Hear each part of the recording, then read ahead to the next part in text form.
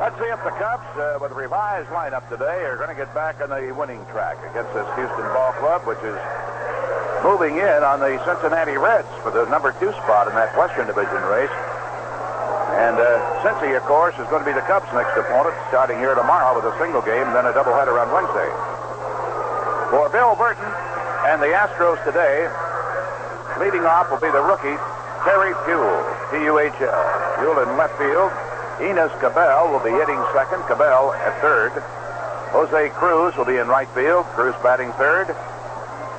Bobby Watson at first base, the veteran hitting in the cleanup position, with Art Howe is swinging a hot bat. Playing at second base again, and Howe batting in the number 5 spot. Joe Ferguson, who sat out both games of the doubleheader yesterday. Ed Herman did the catching.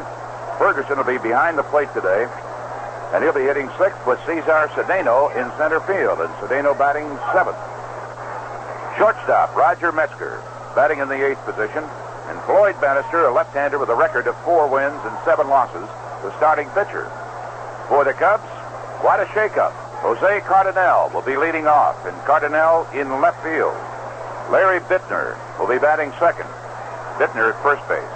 Gene Clines just reactivated today off the disabled list, and they made room for Cardenal by reassigning Jim Todd, although that reassignment is not yet made official.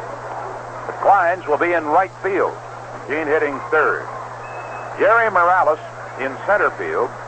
Jerry batting in the cleanup position today. Bobby Mercer sidelined. And Steve Ontiveros at third base batting 5th. Manny Trillo at second. And Trillo batting 6th. Dave Rosello at shortstop. De Jesus out of the lineup. George Mitterwald doing the catching. Bill Bonham, record of 9-9, just now leading the Cubs out of the dugout to take their positions on the field. Let's pause for station identification. This is the WGN Chicago Cubs Baseball Network. This is WGN Radio, Chicago.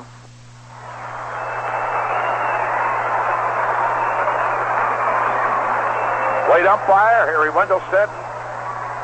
That's Davidson at first base. Terry Tata umpiring at second. And Ed Fargo, the third base umpire. Now Jimmy Enright on the public address mic. Ask the folks to stand as Vance Fothergill plays our national anthem.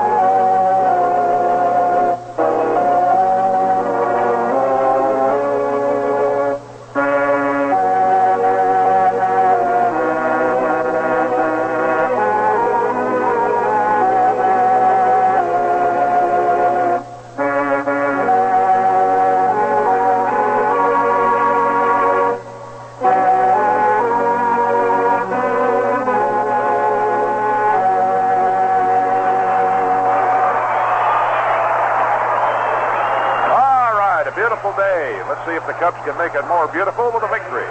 Bill Bonham will be facing rookie Terry Puhl when we come back right after this message.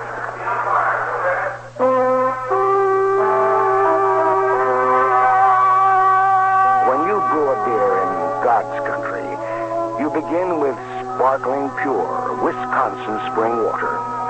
Water that flows deep beneath the ground. Then you pure brew, double brew it in a traditional old-world way called krausening. Krausening is the most natural way to brew beer and the most expensive. Most expensive because it takes more time. But Heileman's Old Style is one American premium beer that is still fully krausened, naturally carbonated. Because at Old Style, we don't aim to make the most beer, only the best. Taste the difference krausening makes. Try Old Style. pure brewed in God's country.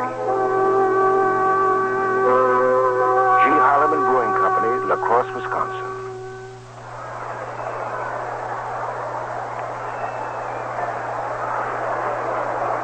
Bill Bonham worked 7 2/3 innings this year against the Astros and did well. Gave up only 4 hits, walked 4, struck out 5, about 3 runs, but he was not involved in the final decision of that ball game. Bill got his last win against the Montreal Expos here at Wrigley Field on July the 6th, and then he suffered a couple of losses. Right-hander winds in the first pitch. Fastball a little bit low, and the ball game is underway. Terry Puhl, left-hander, yesterday, 3 for 10. Been a bat only 40 times since they brought him up and has 8 hits. And there is a ball too low. Ball 2, no strikes. Bob Lovis coaching the third. Tony Pacheco in the coach's box at first base. Infield shallow with the wind blowing in. Fastball, he misses downstairs again. Ball 3. Cubs today with a revamped lineup. Gene Clines in right. Morales in center field. And Cardenal in left. There's a strike call. Ball 3, strike 1. Mercer given a rest. De Jesus given a rest. 3-1 delivery. Strike call. Over the outside corner. He started to break down to first base, thinking he might have a walk.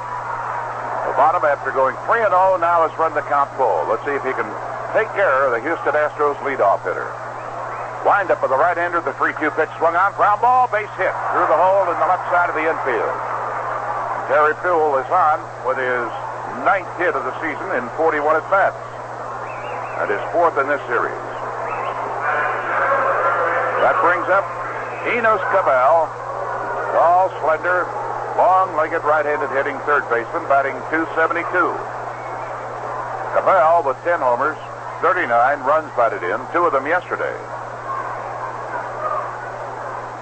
Terry Puhl, good speed at first base, has a pretty good lead down there. Cabell has good speed also. His stance straight away. Throw to first. Runner dives back in safely. Cardenal shallow for Cabell in left field.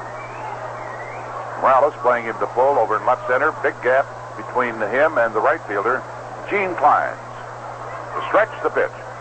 Fastball fouled, back up out of play. Strike 1 count. And a big scramble for that one back in the aisle behind the plate as it dropped down through the net. A welcome and unexpected souvenir for a bunch of kids just to the right and below us. Bonham into the stretch. And he sets off the pitching rubber because Terry Puhl had a big lead over at first base. And he still has a pretty good one. The 0-1 delivery goes, a hit and run, a swing and a miss, and a throw to second. Bounces in, and he's in there with a stolen base.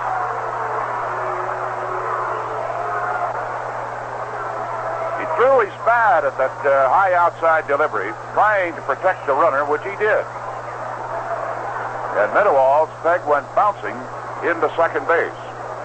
The Houston Astros now with their 111th stolen base of the year. For the rookie, it's his 2nd in 3 attempts. So they've got a runner in scoring position. And Bonham out in front of Cabell with an 0-2 count.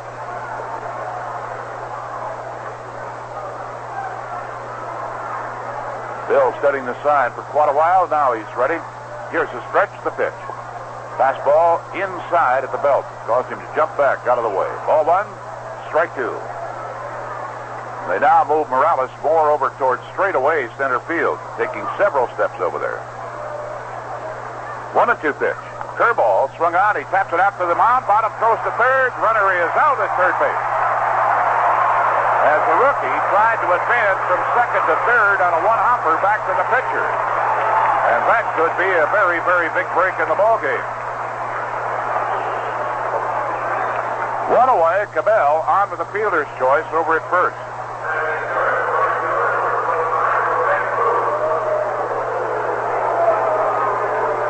That brings up Jose Cruz.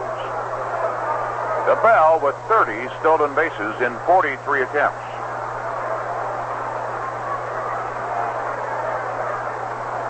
Cruz, a left-hander, batting .296. A throw to first, a little high over there. And Cabell was able to dive back in head first, ahead of the tag. Cruz with 11 home runs for the year. There's a ball high and away, almost a pitch out. Ball one. Drove in a run yesterday. His 53rd run batted in this season. And he was 4 for 10 in the doubleheader. It's coming in the first game. All 4 of them. Here's a pitch. Another pitch out. And the runner was not going. Ball 2 now. And he better come in there.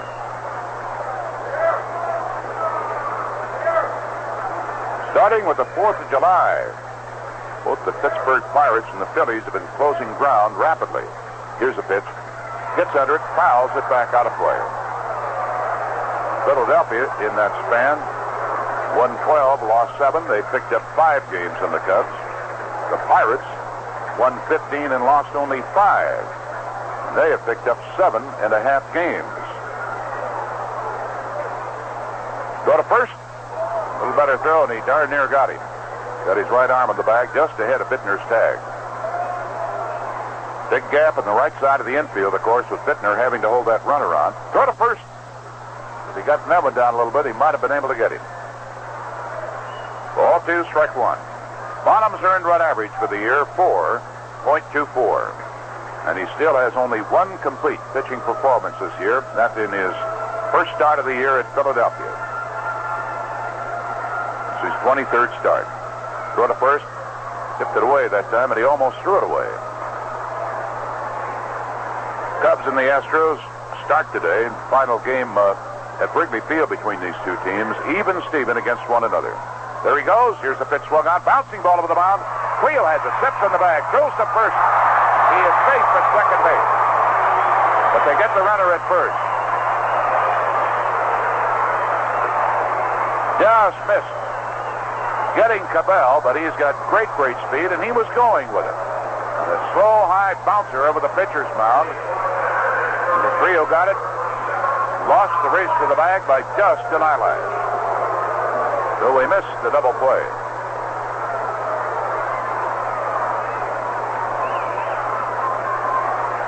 Two gone. Bob Watson steps in. Right-hander, 3 for 9 yesterday, batting .287 for the year. Has a dozen homers. Takes the first pitch, a breaking ball low, ball 1 to Watson. Batted in 58 runs so far this season. 2 yesterday. The outfield can play a little more shallow today. That wind is really blowing in. Some 15 miles per hour, maybe a little stronger.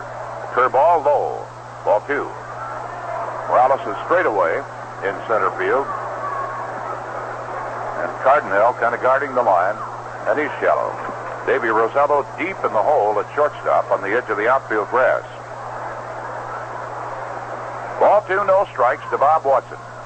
Here's the pitch. Swung on a miss. Good breaking ball down and in on him. Ball 2, strike 1. Bill has 85 strikeouts this year. 54 walks. 8 of the 54 have been intentional.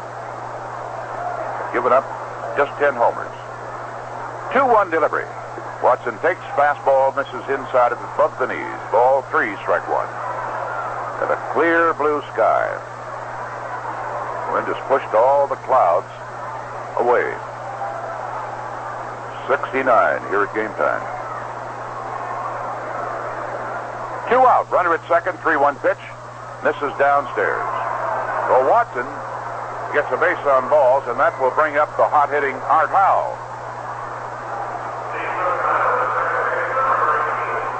Right-hander yesterday had quite a day. A couple of home runs, giving him 7 for the year.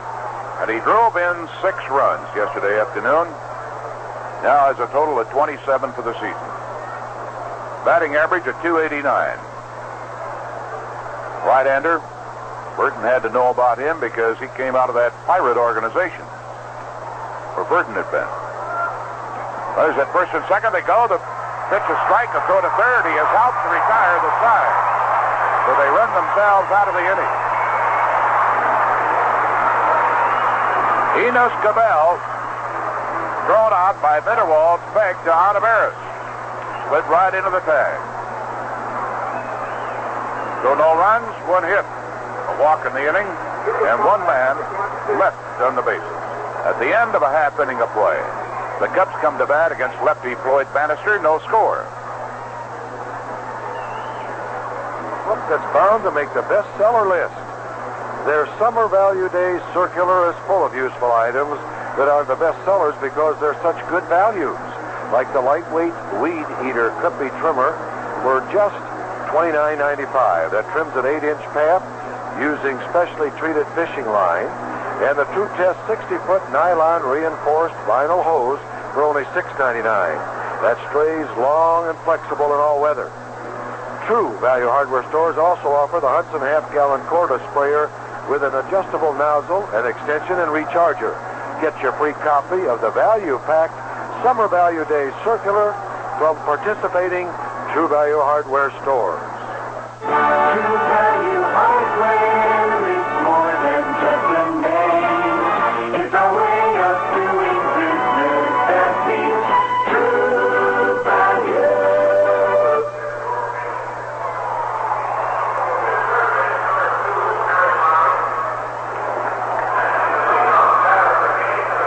Sunglasses in vogue for all the fielders out here today. Jack Bloomfield in the coach's box over at first. Enos Lowry coaching at third. Floyd Bannister 0-2 against the Cubs so far this year. And 4-7 for the season. He's had a tender elbow. What did he tell you about that, Lou? Well, he thought that he got the tender elbow by trying to get too much on his curveball, and it hurt him earlier this year, but he says it's all right now. Pretty good prospect. He was a top draft choice out of Arizona State University, which has spawned, of course, so many major leaguers. 4-7 record for him in his rookie season. They did not even carry him on their major league roster when they went to training camp. Worked 94 in 2/3 innings this year, given up 95 hits, but he has struck out 88 men. Walked 49, only one intentionally. Left-hander delivers, Cardenal takes, and it's a strike call. Jose 2 for 5 yesterday. Up in the leadoff position today with Ivan De Jesus, who's been battling a slump. Given a off day. 0-1 delivery. Curveball. Misses inside. He came right over the top of it. Ball 1, strike 1. Not a real big guy. Jose, with 28 hits this year, 1 homer, 9 runs batted in, hitting .231. Bannister winds a southpaw 6-pitch fastball low. Ball 2, strike 1. Bannister, a native of South Dakota, born out in the capital of the state, out at Pierre. 2-1 pitch. This is inside. Ball 3, strike 1. Let's see him at 6'1", 190.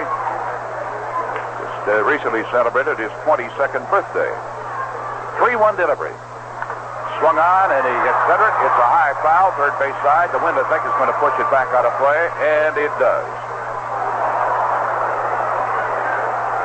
Started last year with Covington, Kentucky in the minors. They moved him up to Columbus. He was in 3 games, had a 1-0 record, and a good earned run average. Then they moved him up to their top farm club at Memphis. All in his rookie season in pro ball. He was 1-0 at Memphis. In 1 game he was there. Now in the majors. Southpaw, 3-2 pitch into the dirt. Ball 4 to Cardenal.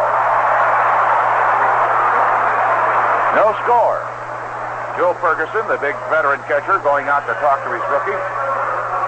And Larry Biittner stepping in as a little mini-game hitting streak of 5. Yesterday, he was 4 for 8. Got his 7th home run of the year. Batting .287 for the year. Larry with 36 runs batted in. Let's see how Herman's going to play it here. With Cardenal on at first base. Biittner, a lefty, against the southpaw Bannister. The stretch, the pitch. Takes, it's a strike.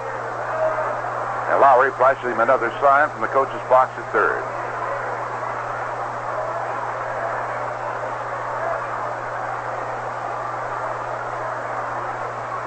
Cardenal jumps to a lead at first. Here's the pitch. Fastball swung on and missed. 0-2. Came in on him right at the letters. Cedeno fairly deep in center field, even though that wind is blowing in at 18 miles an hour officially. Left fielder guarding the line against Biittner to swing late. Here's the pitch. Outside, he wastes the fastball. 1-2. Cubs with just a half-game lead. Now with the Philadelphia Phillies and only 2.5 in front of the Pirates. Need a win today. Cardenal fakes going, and Biittner fouls that pitch out of play to the left side. Bannister has finished 3 out of his 15 starts this year. I mentioned his earned run average is pretty high. 4.74. He's allowed 50 earned runs in his first 15 starts. Rookie kicks. Curveball swung on. He got a piece of it, and he's still alive as he fouled it back to the backstop. Gene Clines, reactivated today, is in the on-deck circle.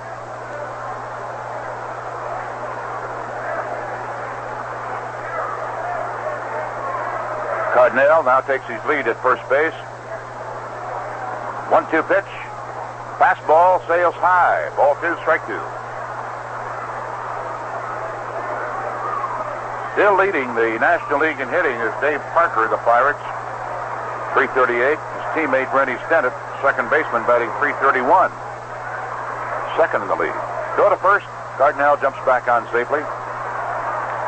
And then Greg Luzinski of the Phillies, who played a big hand in their victory yesterday, is third in hitting in the league with the mark of 330. Followed by Jerry Morales. Fastball swung on. Bouncing ball over the first baseman pit into right field. Cardenal coming around second. He's going to go to third. And there's nobody out with runners at first and third on Biittner's high bouncer over the head of Bobby Watson, the first baseman.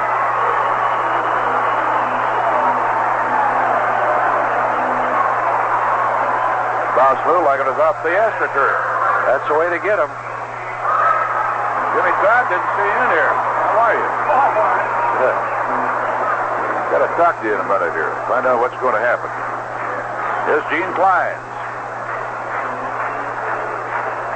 Happy to be back in the lineup. Hitting .316, replacing Mercer today. Swings and fouls a fastball out of play to the right side. By the way, some gentleman, Ray Berger, accusing me of pulling a cheap gimmick by not giving the strikeouts on Bobby Mercer. Fastball. It misses low. Ball 1, strike 1. They no longer report. I censor. Listeners can get up to the minute strikeout statistics about every National League batter, but not Mercer. Well, Mr. Berger, sure you feel that way. 1-1 pitch. Fastball foul back out of play. But the only time I think that either Lou or I will mention strikeouts or walks on any hitter is when there's something unusual about it, either an awful lot of them or darn few. If you think we're trying to hide anything on Bobby Mercer, Mr. Berger, you're all wet. 1-2 pitch. Swung on, and he hits another foul ball that's out of play in the first base side. Bobby has fanned 40 times this year. He has struck out on an average of every 8.17 times at bat. And that is not a high strikeout ratio. Why would we try to conceal that? Cub runners at first and third. That infield halfway in for the Astros. Like to get the double play. Here's the pitch. Curve swung on. He pops one up. The third baseman, Cabell, has a play on it near the dugout. He is there, and he makes the catch. One away. Runners still at first and third. Jerry Morales, the hitter, batting .328 with 7 homers and 54 runs batted in. Hitting .328. 2 for 6 yesterday with a run batted in. Bannister retying the left shoe out there. Got Cincinnati in town tomorrow. Jimmy Todd, what's going to happen with you? Well, right now I'm going to be going to Wichita. I've been placed on waivers, and Mr. Kennedy's been talking to a few teams. Nothing's really come up as of right now. A few of the general managers would like to see me pitch, and the only way they're going to get a chance to see me pitch is for me to go to Wichita and get some work in. So I'm going to get down there with the right of recall of 10 days, and if I'm doing the job, maybe I'll either be back here with the Cubs or hopefully with someone else. You'll be in the majors, I know that, Jim. Well, thanks, Vince. First pitch was a strike, and Morales looks at that one outside. Ball one, strike one. I know that it's been a disappointing season for you personally. Well, yeah, when you only pitch once every 2 weeks, it's really tough. I have to get a lot of work, and maybe this being sent down will be a blessing in disguise. Let's hope it works out that way. Well, I think it will. Pitch high and tight to Jerry. Ball two, strike one with one out. Bottom of the first, no score. Cardenal over at third. Over at first base is Biittner. Bannister's fastball. He slaps a bouncing ball over the pitcher's mound. Cardenal comes to the plate. Cabell drops the ball and has no play. The Cubs lead 1-0. Sometimes it is how hard you hit them, Lou. Well, Cabell took his eye off of the ball. He hesitated whether he was going to go to the plate or not. He looked up. You could see his head looked up to the plate and lost where the ball was, actually. So he lost both plays. He'll be charged with an error on it. Could have had the play at first if he'd been able to pick it up cleanly. Stepping in, Steve Ontiveros takes the first pitch high, ball one. Ontiveros hitting .285, was limited to one hit yesterday and 7 at-bats. Bannister with runners at first and second, one away, delivers. Fastball. Fouls it way down the right field side, out of play. In and out of the upper deck. Ball one, strike one, and the Cub third baseman, batting right-handed, of course. Inning opened with a walk to Jose Cardenal, who's now in the dugout with a run scored. 1-1 pitch. Checks his swing, it's a strike call. Ball one, strike two.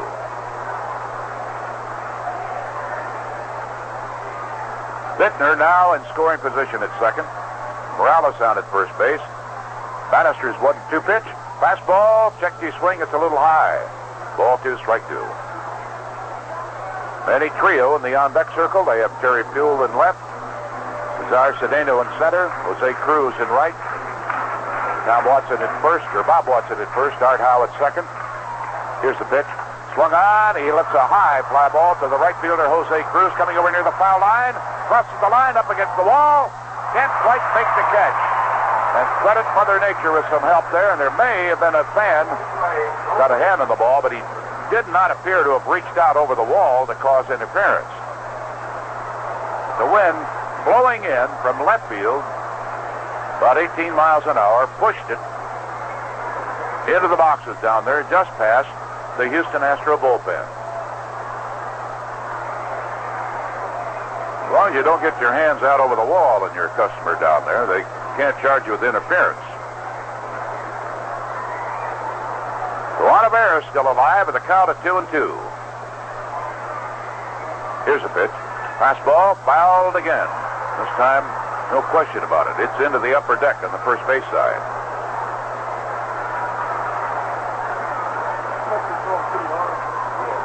Got a good fastball. Not a big kid, but he's got a good arm. 2-2 pitch, fastball, and he takes it letter high, but in too close. Ball three, strike two. Now, let's see if they send the runners with one away. Stretch the pitch, they go. He takes it high for ball four to load him up. Second walk of the inning, and Manny Trillo, the hitter, with one away, and the bases loaded.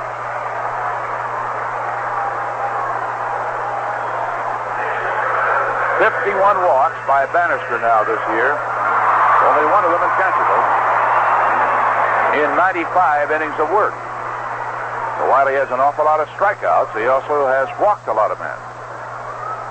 And here is Manny Trillo, who was shut out in the doubleheader yesterday, came to bat only 5 times, but drove in a run, his 41st of the year.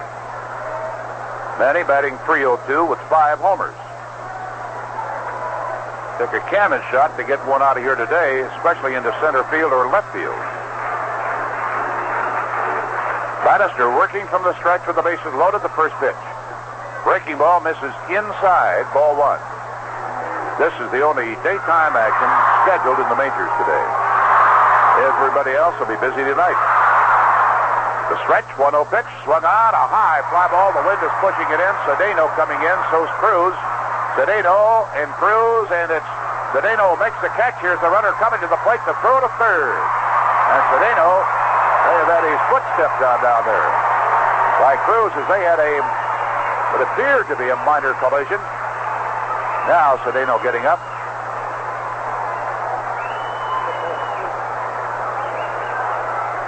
It's a sacrifice fly for Manny Trillo. And the Cubs have a 2-0 lead. Runners at first and second. And the batter will be Dave Rosello. What did he do? Get his foot stepped on, you think?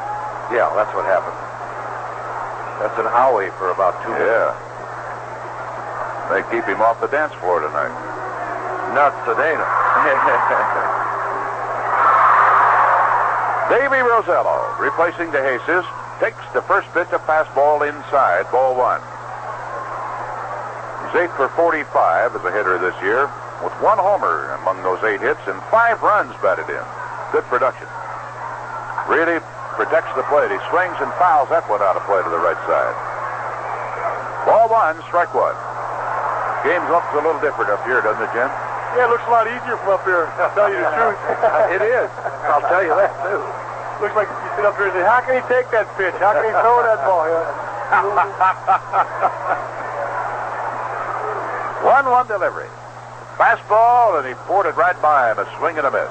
Ball one, strike two. We got a pause for station identification. That's the WGN Chicago Cubs Baseball Network. WGN Radio, Chicago, 75 degrees at Midway Airport, 1 minute before 2. Bannister from the stretch, a breaking ball misses low and inside. Ball two, strike two, and the Cubs shortstop of the day, Davey Rosello. Hands way out over the center of the plate. Fastball, cuts at it, fouls it back out of play.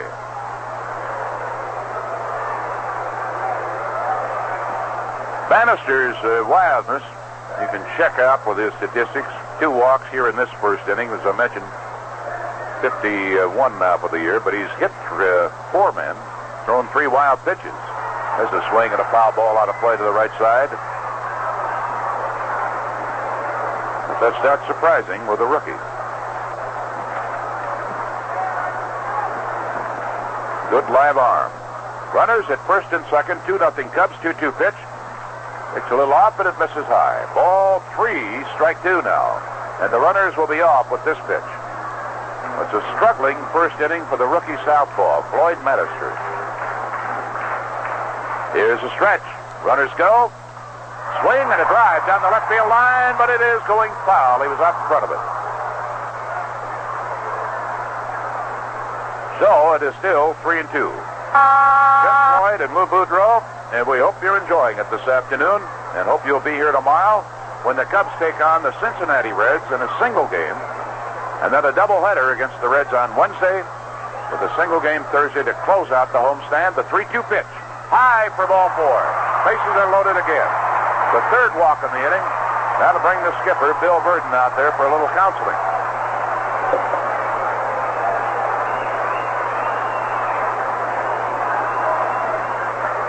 George Mitterwald, hitting in the 8th spot, is going to be the next batter after Burden gets through with his lecture out there. We want to welcome today the Galesburg Pioneer baseball team, who are the guests of the Chicago Cubs.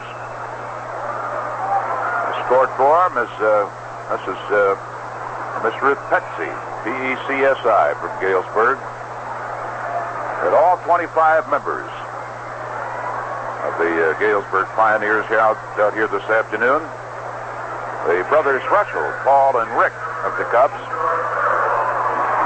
were among some of the players who one time in their careers were members of that ball club in the Central Intercollegiate Baseball League. All right, Burden back in the dugout. Bases jammed, 2 out. Mitterwald the hitter. Lined up, fastball swung on. He hits a high foul. Ferguson coming back, but the big catcher won't have a play on it. George hitting .250, half a dozen homers and 26 runs batted in. Was hitless yesterday in 5 trips to the plate. Well, we mentioned Dave Parker continuing to lead the National League in hitting. Rod Carew, 0-1 pitch. Curve is low. Ball 1, strike 1. Fire out in front of everybody in the American League, although he is now 14 points below that magic 400 number. Carew hitting .386 now. 1-1 pitch. Fastball swung out, a high fly ball to the center fielder. Cedeno circling around, getting under it, shades his eyes, makes the two-handed catch to retire the side. 2 runs for the Cubs in the first inning, not a total of 1 base hit. 1 error, 3 walks, 3 men left on the bases. So the Cubs at the end of 1 inning of play take a field. Houston coming to bat with the Cubs out in front 2-0. Chances are you may have different monthly bills for different amounts due at different times, so you might appreciate a timely suggestion on handling the payments. Consider combining all your monthly bills into a single convenient monthly payment with a consolidation loan from friendly Bob Adams at General Finance Corporation. Besides reducing your debts, a General Finance bill consolidation loan makes bill paying more convenient, easier to keep track of. Call friendly Bob Adams at Andover 3-2020, where there's someone willing to listen and willing to help. Even while your phoning action begins on your own personal General Finance consolidation loan, it lets you reduce a month's collection of scattered bills to one convenient monthly payment. Bill paying is simplified and organized. You may even save money over the long run. So whatever your financial problems, call friendly Bob at Andover 3-2020. That's Andover 3-2020 for a General Finance bill consolidation loan up to $10,000. There are over 65 offices in the Chicagoland area. Also an office in Elgin.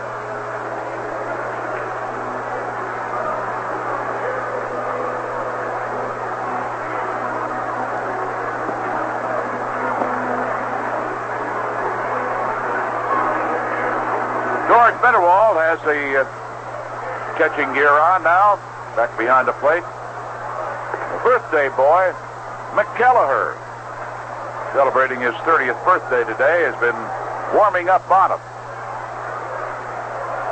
Want to sing happy birthday to him? Not today. My throat's a little raw today. Yeah? What were you doing last night? I didn't get home until 9:30. Couldn't do too much. Couldn't believe it. We walked out of this booth, I think it was 7:45 last night.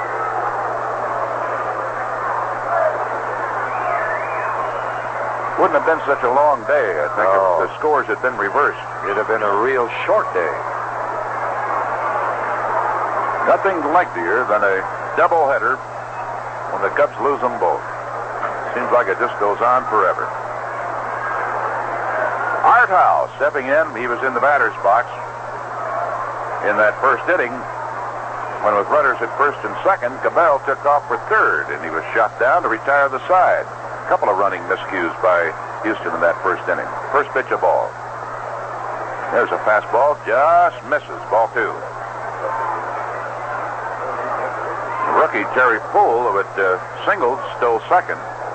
On a one-hopper back to the pitcher, elected to try to go to third, and he was shot down easily. And then with Howe swinging a pretty hot bat, he fouls that pitch back. Howe swinging a hot bat, men at first and second.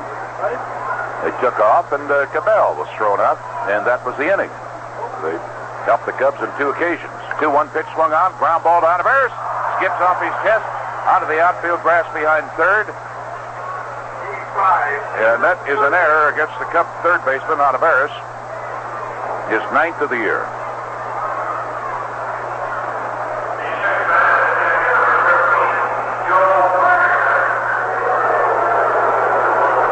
That brings up Joe Ferguson. Well, jumped up on him a little bit, didn't it? Yes, it come up off of that dirt. 9 errors for Ontiveros. I think that's a remarkable record for him, especially being able to play there every day now. Yeah. Joe Ferguson in there. First pitch to the big catcher, a ball. Ferguson sat out both ends of the doubleheader yesterday, hitting .265. Throw to first, and Art Howe back safely. That's 13 homers to lead the Astros. 41 runs batted in. Feet pretty close together, well back away from the plate. Here's the pitch, fastball, tight at the letters, and Bonham getting behind on him, 2-0.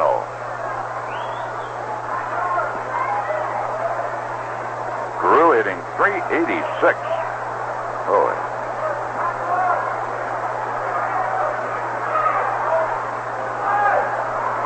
2-0 pitch.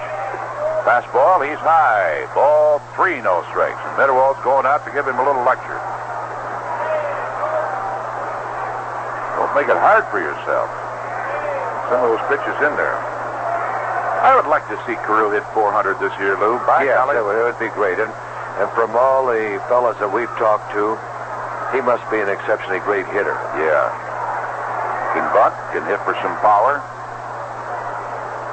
Do everything. Be a kick to see a guy hit 400. 3-0 pitch. He's going to take, and it's a strike. Just to prove that it can be done.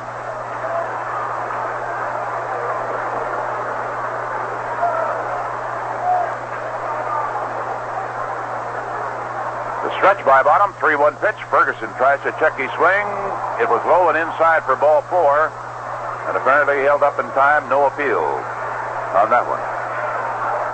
Well, that's the second walk by Bonham. And they have runners at first and second with nobody out. And Cedeno the hitter. Cesar, right-hander, batting just .210 so far this year. But he figures to wind up a whole lot higher than that with his average. He's had a different assortment of injuries this year.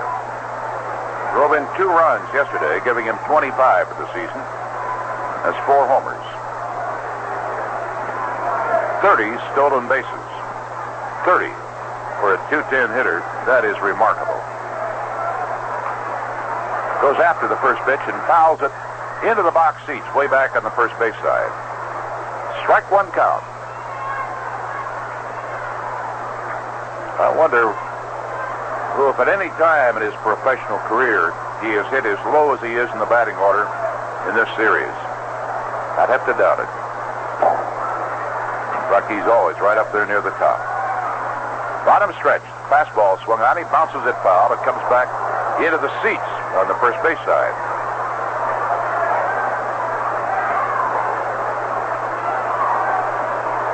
White Sox tonight will have Steve Stone going at Boston against Louis Tiant.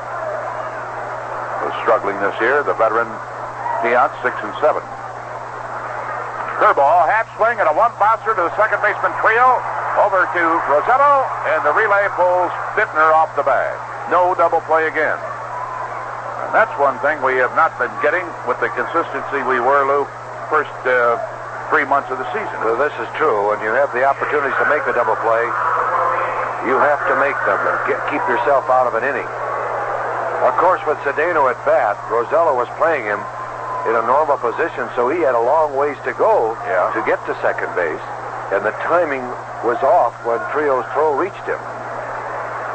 So instead of a double play, 1 out. Runners at first and third. And switch hitting shortstop Roger Metzger stepping in, a throw to first base, and Cedeno jumps back safely. 30 stolen bases for him. Been thrown out just 8 times. Metzger hitting just .187. He had a broken ankle for a while this year. Takes the fastball for a strike. Drove in a run yesterday, his 7th of the year. Cardenal shallow and guarding the line in left field against him. Throw to first. He's back safely again. Bonham does not have a good move to first base. Tip it off. Throws again. And Cesar back. He hasn't forced him to hit the dirt over there yet. He just might go at any time.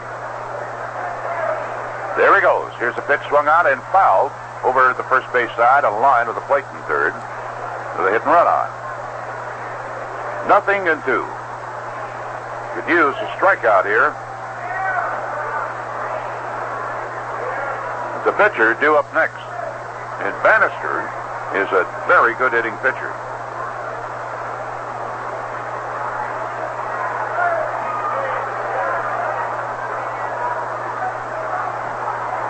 So he's out in front of Metzger with the Cubs leading. We're in the top of the second inning. Score 2-0. Houston with runners at first and third and one away. There he goes. Here's a pitch swung on a miss. Here's Mitterwald's throw. And Trillo coming across the bag takes it on the shortstop side. He went after a pitch low and outside to strike out, and now they have runners at second and third. A stolen base for Cesar. His 31st of the year.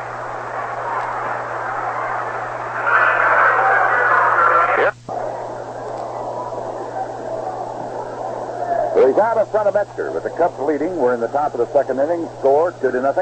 Houston with runners at first and third and one away. There he goes. Here's the pitch swung on a miss. Here's Mitterwald's throw. And Trillo coming across the bag takes it on the shortstop side. He went after a pitch low and outside to strike out, and now they have runners at second and third. A stolen base for Cesar.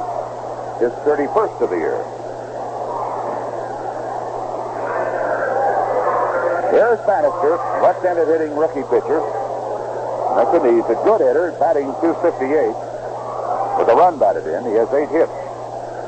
From the wind-up, a swing, and a one-bouncer right back to Bonham, and that's going to retire the side easily.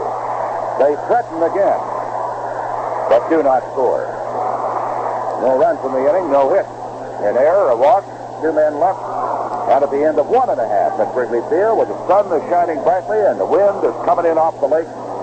The score remains the Cubs 2 and the Astros nothing. On New Orleans. The pitcher, Bill Bonham, is going to lead off now for the Cubs as we move into the bottom of the second inning. Yeah, we have a letter here from Eureka, Illinois. Shirley DeGroot. Could you please wish my mother a happy birthday? Monday, July 25th. Her name is Herman Kessler. Lives in Eureka. She is celebrating her 82nd birthday today. Well, happy birthday to you, Herman. Next year celebrated at Wrigley Field, huh?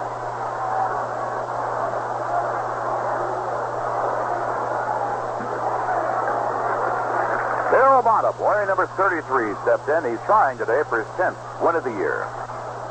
Bannister in the windup. Left-hander's first pitch is a ball inside above the knees. He's got control problems.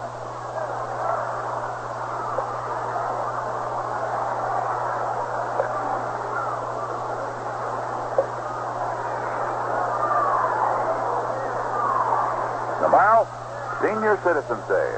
There's a ball low and inside. Well, I expect that Wally, you know who, will be out here, Lou, with all of his friends. If they can carry him out here. Yeah. Somebody will have Wally and one other person, I guess. He brings all his friends out. Here's a pitch. Swung on. Drive foul. Ooh, he got around on that one pretty good. Way down, caromed out of the wall down near the boxes past the bullpen. And going out to retrieve it.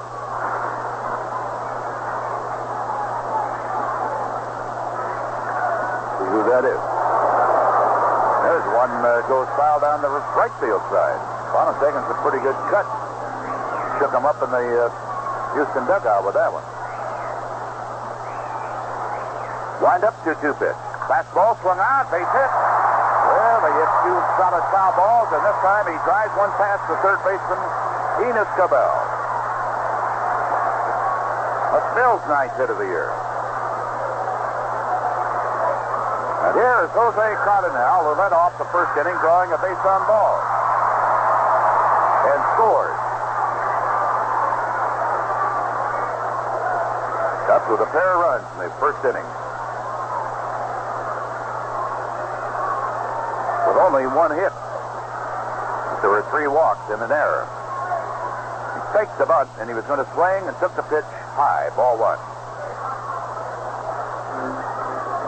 Cincinnati here tomorrow, and the probable starting pitcher for the Cubs, Rick Brushel.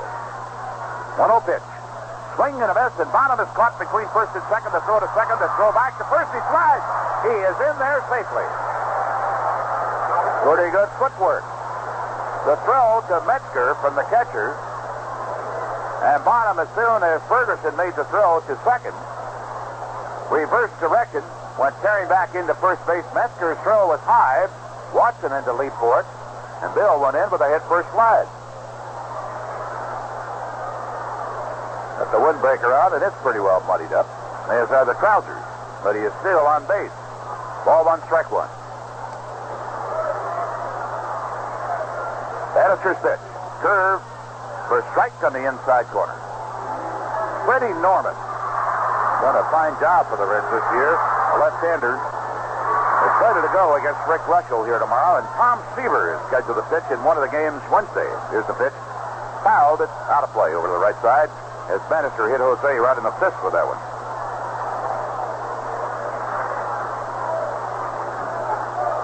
Veteran Seaver and a rookie Mario Soto are the probable pitchers in the doubleheader Wednesday for Cincinnati. Mike Drucko and Ray Burris listed for the Cubs. 1-2 pitch. Curve almost hit him in the foot. Ball two, strike two. And Bannister has thrown enough pitches right now for about 5 innings of work.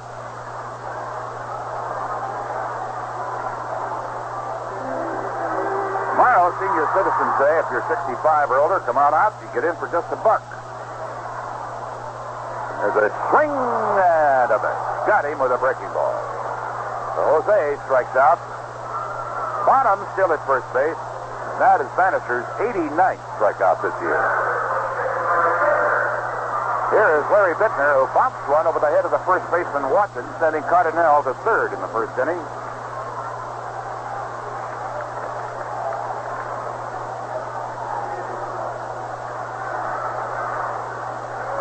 Nothing score, Cubs leading, batting in the bottom of the second inning. Watson not holding Bonham out at first base. Bannister's pitch, fastball. Biittner takes it, a little low and away, ball one.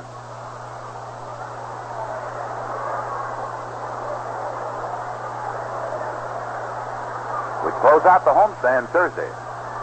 1-0 pitch, fastball swung on, could be a double play ball, picked up by Howe, the second baseman to Metzger, back to first, and it is a double play, the 85th of the year by the Houston Astros.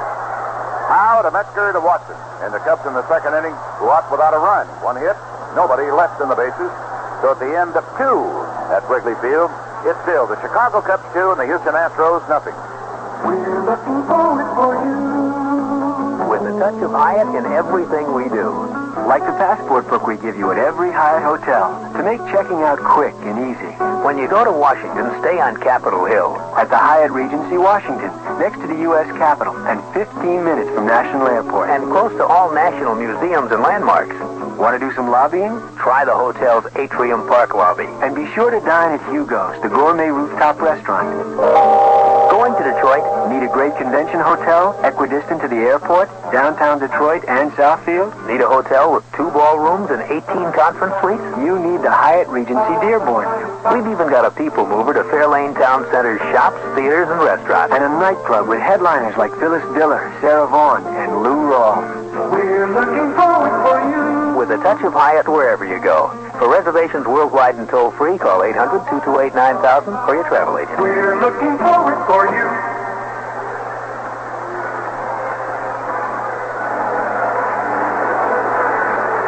Well, the Houston Astros have batted around in the first 2 innings, but they're still scoreless, and they have only 1 hit.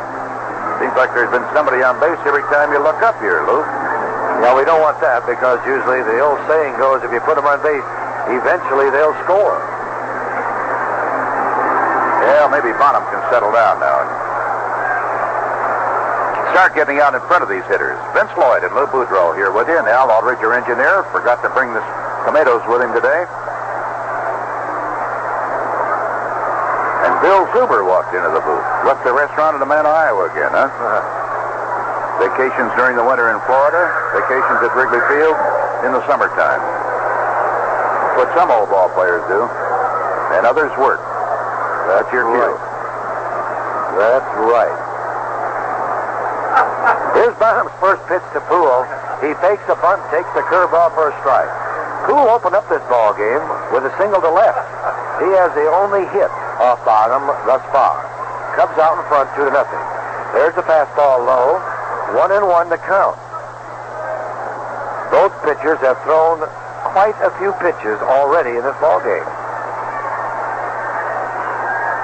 There's a swing, a ground ball, the deep short. Rosello has it, has to hurry. Here's the throw, too late. Rosello straightened up, took a step to throw, and that cost him the play. Puhl beats it out for a base hit. That's his second hit, and the second hit off Bonham. Rosello, in straightening up, took a little hop and a step towards first base to get a little extra on the ball, but Puhl beat it out. Here's Cabell. Right-handed hitter. He hit a tap back to Bonham and forced Puhl at second base in the first inning. First pitch high inside, ball one. Cubs lead by 2.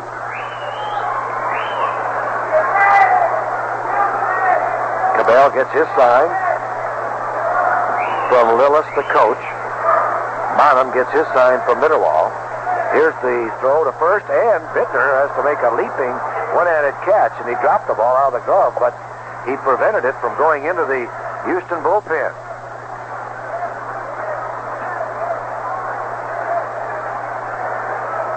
One ball, no strike. Bonham sets, checks the runner. The pitch, the pass ball, strike call over the inside corner. 1-1 to count.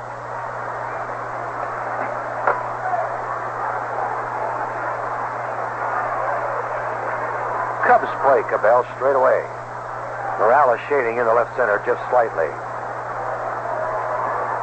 So, throw to first. It gets away from Biittner again, but not far enough to advance the runner, Puhl.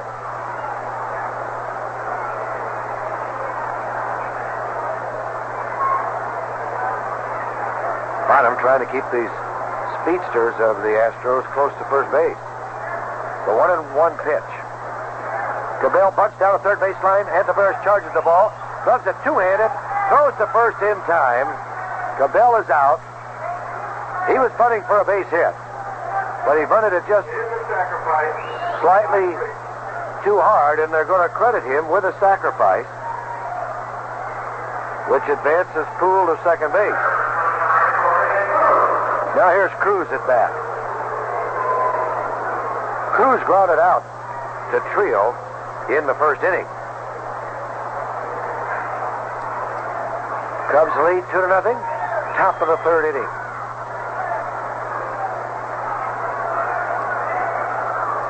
Outfielders, especially the left fielder and center fielder, playing shallow for Cruz. Clines is in right. First pitch, a swing and a pop foul in the upper deck. Tonight it'll be Philadelphia at San Diego, Atlanta at Pittsburgh, Montreal at San Francisco, New York at Los Angeles, Cincinnati at St. Louis. The strike one pitch now on its way to Cruz. Lit up outside. 1-1 the count.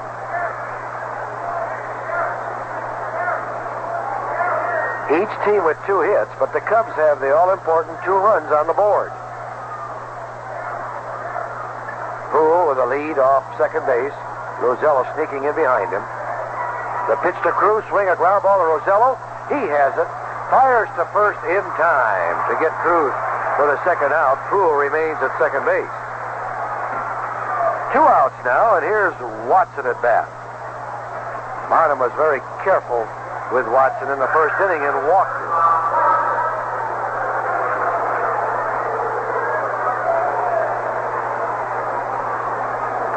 Bob Watson will hit to all fields. Clines fairly deep in right. Morales straight away center. First pitch to Watson by Bonham on its way. Curveball, and he's strike call. Held back on the swing, but the ball is over the outside corner.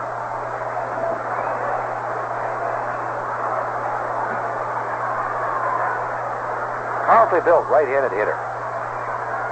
The pitch by Bonham. Fastball low and inside.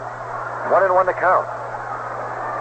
Rosello very deep at short, as is Ontiveros in his position at third. Cub infielders want to knock down this baseball if it's within reach. The 1-1 pitch. Swing and a foul into the upper deck. 1-2 the count now. Bonham out in front.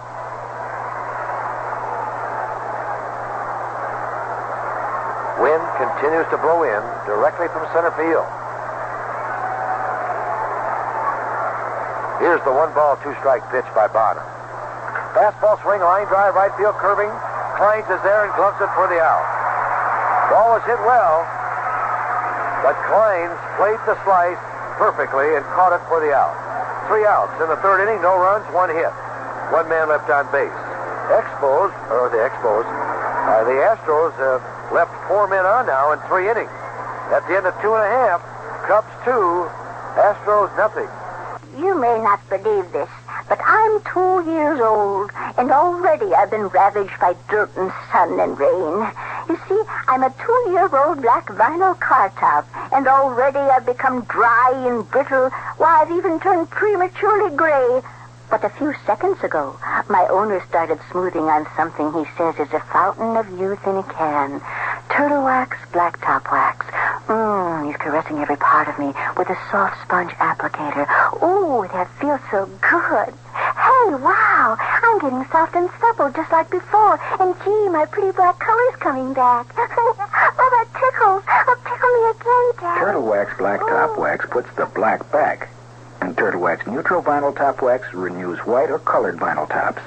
Black top, white top, no matter what color vinyl top you have, there's a Turtle Wax Vinyl Top product just right for you. Turtle Wax.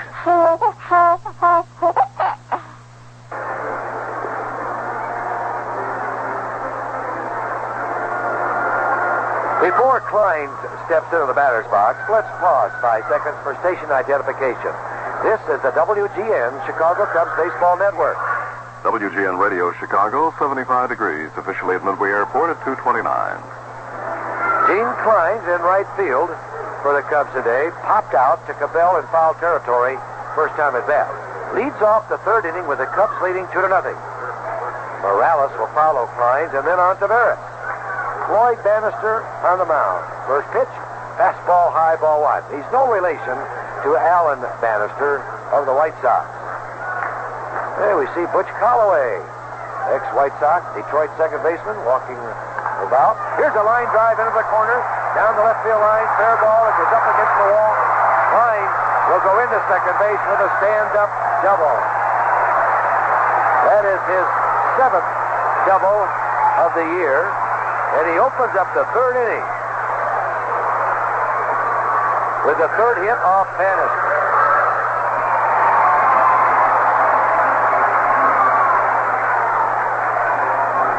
Now Jerry Morales steps into the batter's box.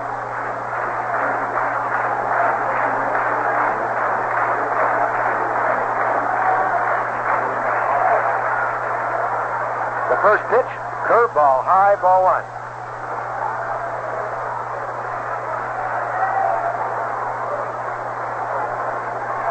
Clines on second base, nobody out. The ball 1 pitch now to Jerry Morales. High fastball, ball 2.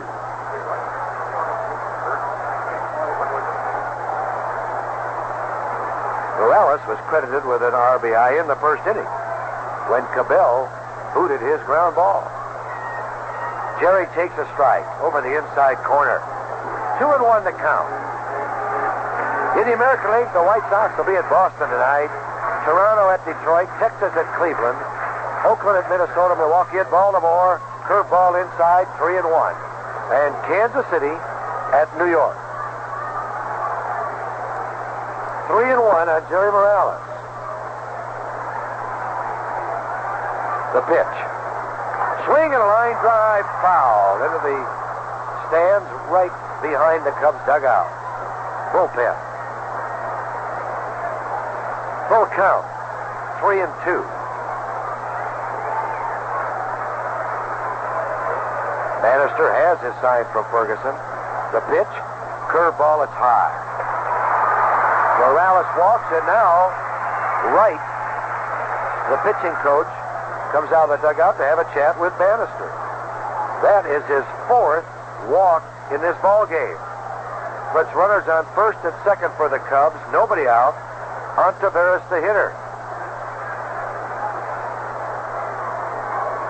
We read about the injuries, sore arms of the Houston Astro pitching staff. But let me tell you, that bullpen is well fortified. But no one has gotten up to warm up as yet. And now Wendell's staff is having an argument. He's talking to Wright, and Bannister might have hurt his elbow again because they're asking for Verdon to come out, and Verdon's standing there with his hands on his hips, concentrating on who to bring in. So Bannister has hurt his arm. So in case of an injury, of course, the pitcher who replaces Bannister will take as much time as he desires to get ready. And McLaughlin, a right-hander, now takes the mound. So Bannister has to leave here with runners on first and second, nobody out in the third inning. So while McLaughlin is taking his warm-up pitches, let's pause for this message.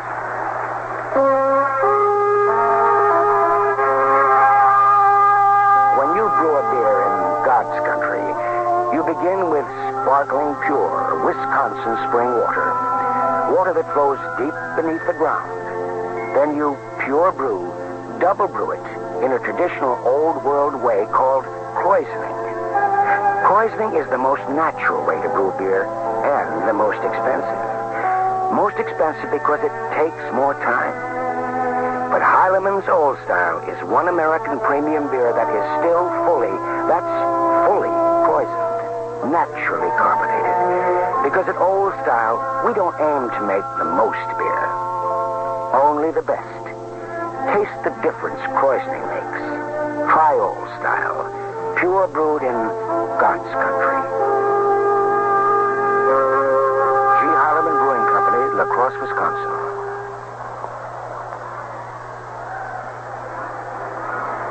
McLaughlin, the young right-hander, has a record of 3-4, earned run average of 4.35. He has started 6 games. This will be his 29th appearance. He's pitched 60 innings, allowed 62 hits, 32 runs.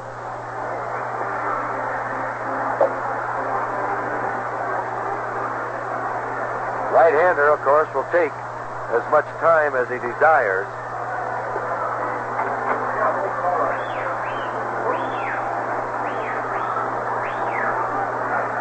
That'll be too bad for the youngster Bannister. We hope that it's not a serious injury. It's a tender elbow in the left arm. McLaughlin last year with Houston won 4 and lost 5. Had an earned run average of 2.85.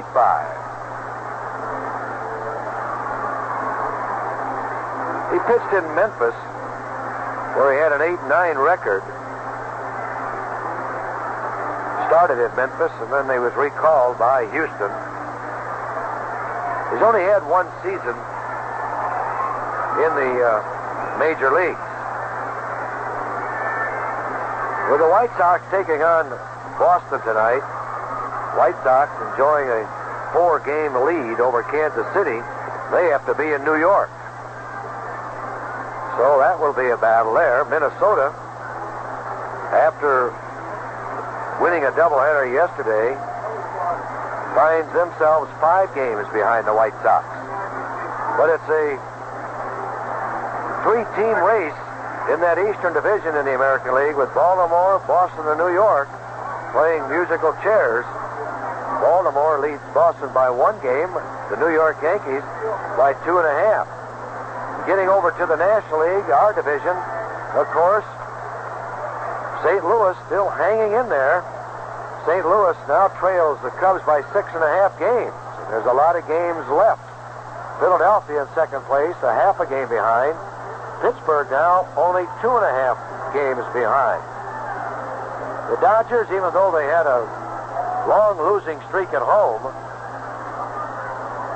find themselves 10.5 games against Cincinnati. Cincinnati just couldn't win when the Dodgers were losing.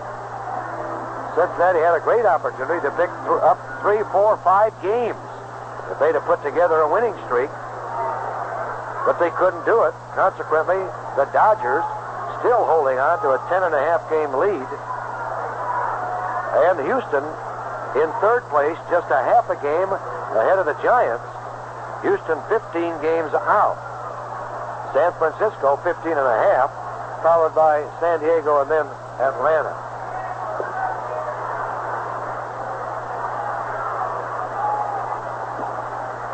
McLaughlin still taking his warm-up tosses, and he gets as much time as he would like. Bannister today worked 2 full innings and to 2 men here in the third. He's given up 2 runs. He's responsible for Clines, who opened up the inning with a double at second base, and then Morales walked. Bannister gave up 3 hits, struck out 1, but he walked 4. And he could not find the strike zone as he was pitching from behind quite a bit to these hitters. Ontiveros, the switch hitter, will bat left-handed now against McLaughlin. Runners on first and second. Trillo due up next. Cubs lead 2-0. We're in the third inning.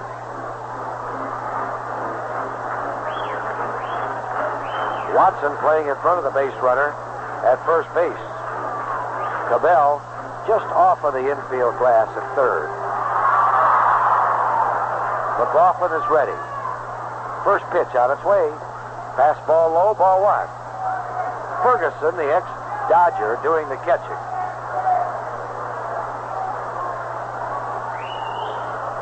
Clines with his lead at second. Morales off first. Here's the pitch. Fastball high, ball 2. Ontiveros has made no indications of sacrificing. And now he's ahead of the hitter, or ahead of the pitcher, 2-0. The pitch on the way. Outside, ball 3. 3-0.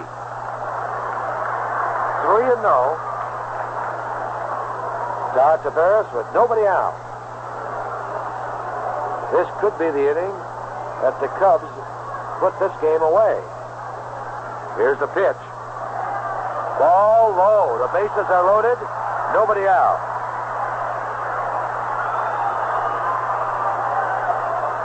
Manny Trillo, the hitter. Manny sent a sacrifice fly to Cedeno in the first inning.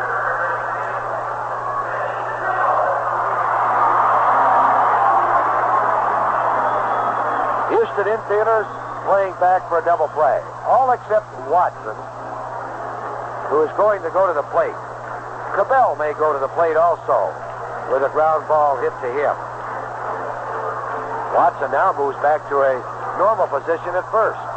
Here's the first pitch to Manny Trillo. He swings it to double play ball to the shortstop. Metzger to Howe to Watson for the double play. Clines scores. Trillo does not get credit for an RBI. That run is charged to Bannister. It's 3-0 Cubs, but it erases Ontiveros and Trillo as Morales advances to third. Second double play for the Astros in 3 innings. They're 86th of the year. Curveball for a strike called on Rosello. Davey Rosello playing shortstop today. McLaughlin's pitch, sidearm curveball outside. 1-1 to count.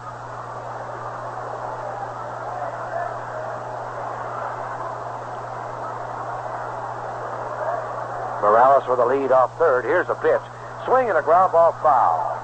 Past Morales, down into the bullpen. 1 ball, 2 strikes. The stretch. The pitch by the right-hander. Curveball inside. 2-2 the count. Cubs lead 3-0. We're in the third inning. 2-2 pitch on its way. Rosello swings, pops it foul. Out of play.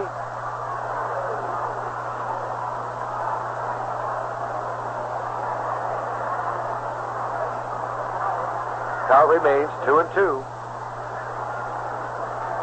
Once again, the pitch. Curveball, swing and a miss. Rosello strikes out. In the third inning, 1 run, 1 hit. The leadoff double by Clines. 1 man left on base. At the end of 3 complete innings of play, Cubs 3, Houston nothing.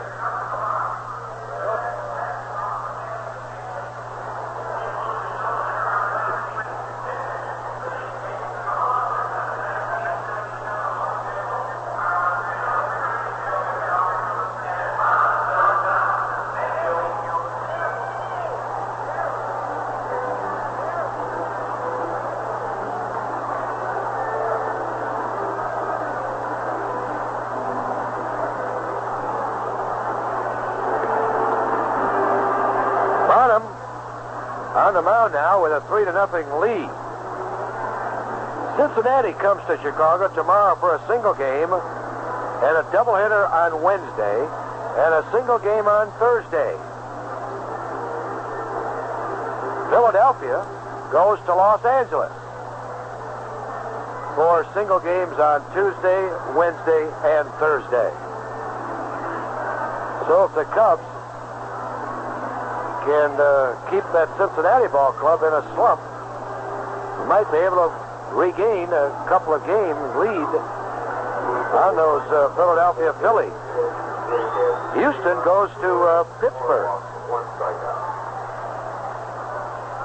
The schedule is going to become very, very important from here on out. Here's Howe to lead off the 4th inning. Safe on Ontiveros' error in the 2nd inning. Right-handed hitter, and he's had a great series thus far here with the Cubs.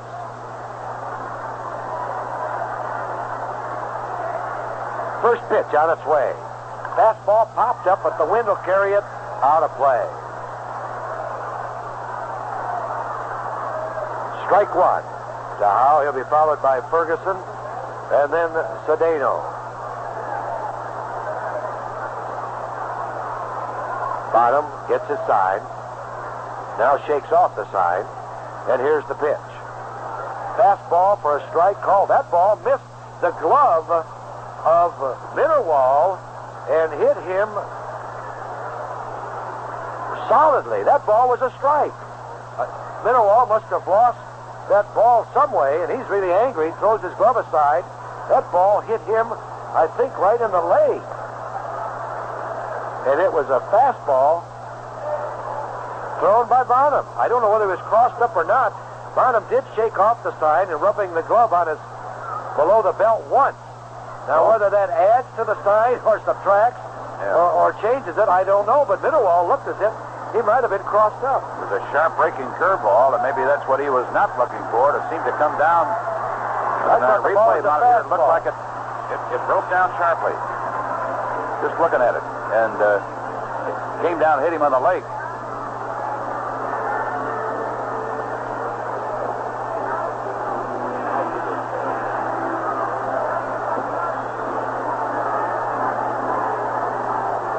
And he got a pretty good singer there. It looks like it might be on the inside of the left knee or on the knee. Right on the knee. Yeah, that's where they're spraying it right now. Herman Franks is out talking to Mitterwald. Herman Franks, of course, knows what it's all about behind that plate, as he was a major league catcher. A few years ago, a few pounds less. How many years ago and how many pounds? I think the pounds will be a lot more than the years. But poor Herman, he worked hard this spring along with Dark, Bayreuther, and I think there was 2 or 3 other they hit the diet on how many pounds. On $1,000 a certain weight. Bet. Each man would put up $1,000, and they had to reach a certain weight. They stuck to that for almost a week. And then all bets were off. I don't know whether they donated the money to charity or not. They called the whole thing off. They all backed away. Howe now steps in the batter's box with 2 strikes on him.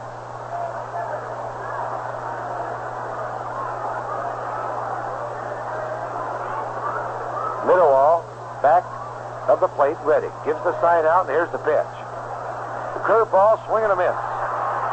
Howe strikes out. Second strikeout for Bonham. And now here's Ferguson, who walked in the second inning. Cubs lead 3-0. We're in the top of the 4th.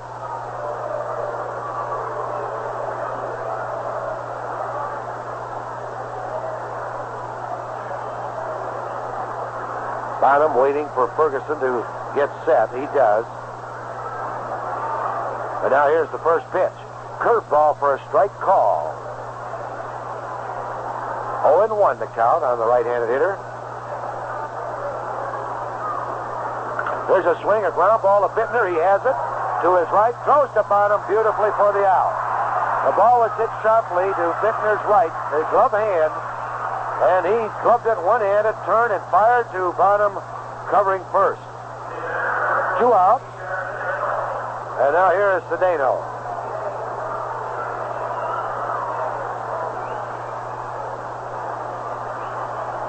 Cedeno forced Ferguson in the second inning and then stole his 31st base of the year.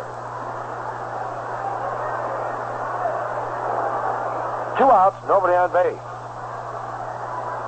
First pitch by Bonham. Curveball, a swing and a tap, foul back to the screen. Strike 1 to Cedeno.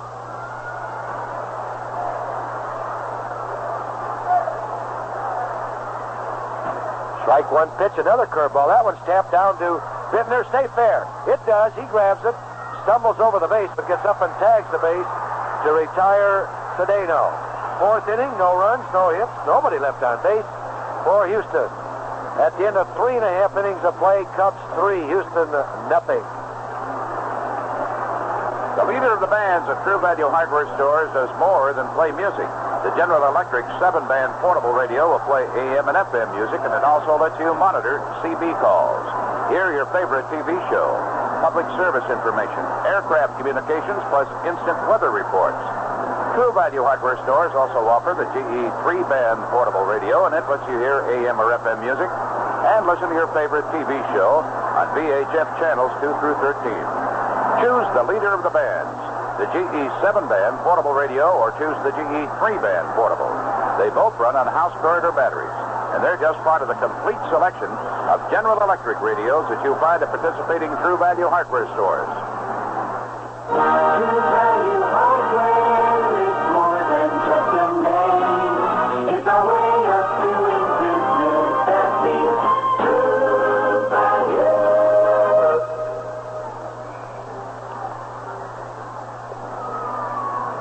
In the 4th inning, the Cubs will send Mitterwald, Bonham in the top of the order against McLaughlin. Ernie Banks sitting in the first row of box seats down here being besieged by youngsters and a few adults for autographs.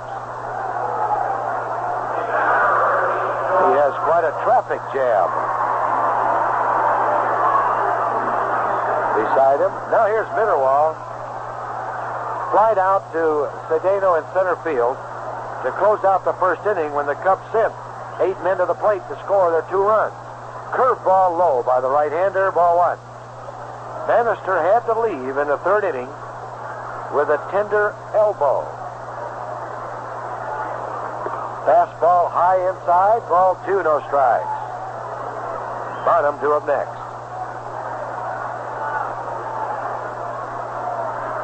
The windup by the young right-hander, and here's the pitch. Swing and a one-hopper to Cabell. He knocks it down, picks it up, fires high to Watson, who tags Mitterwald before he gets to the base for the out. Mitterwald hit a hot shot right to Cabell on one hop, but he knocked it down, then picked it up to throw him out. Here's Bonham, who singled to left field of Bannister in the 2nd inning.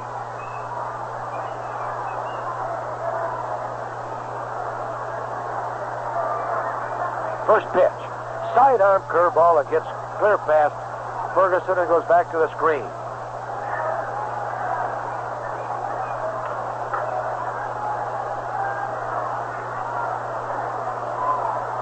The ball, one pitch. Fastball for a strike. McLaughlin uses that sidearm pitch to his advantage. The 1-1 pitch on the way. Another sidearm fastball for a strike. 1-2 the count. McLaughlin working quickly. Sidearm curveball and a swing and a miss. Bonham strikes out. 2 outs in the 4th inning. And here's the leadoff hitter, Jose. Walked once. He has struck out once. This will be his first appearance against McLaughlin. Sidearm fastball for a strike call.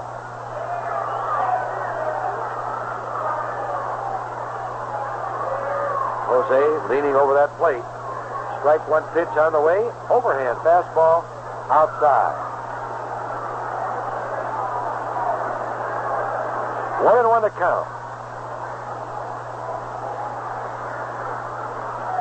Jose swings and lifts an easy fly ball to center field. Cedeno is there. He's under it, squeezes it for the out.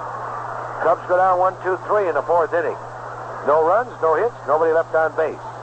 Now at the end of 4 complete innings of play, Cubs have 3 runs, 3 hits. Houston, no runs, 2 hits. If you wait till you save all the money you need to make all the home improvements you want, you could end up with a neglected house. But the cash you want for the job on hand is available now at General Finance Corporation. People like you with problems like yours have been counting on Friendly Bob Adams for years now. So why not call Friendly Bob yourself? You'll be given full attention by friendly professionals who understand why people sometimes have to borrow. Whether you're resurfacing the driveway, adding a room or garage, fixing the roof, or having some plumbing done, you'll be talking to someone willing to listen and able to help. Call Friendly Bob Adams of General Finance to borrow up to $10,000. He listens to your needs and has the cash to help you out. All that's left is to pick up your loan at your convenient General Finance office. So whatever your money needs, call Friendly Bob Adams at General Finance Corporation. Andover 32020. He can help. There are over 65 offices in the Chicagoland area. General Finance also has an office out in beautiful Fox Lake. Folks out there can take advantage of it.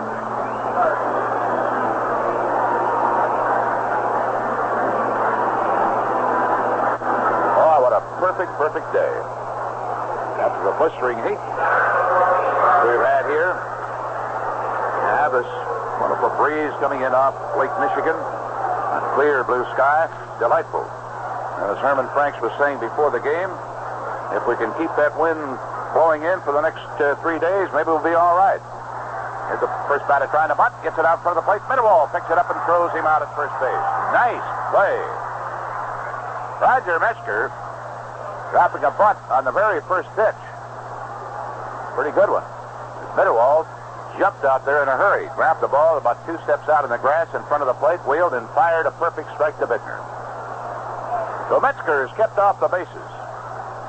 Bo McLaughlin, who came on when Floyd Bannister's tender elbow began to act up again, steps in, he takes the ball outside, a right-handed hitter.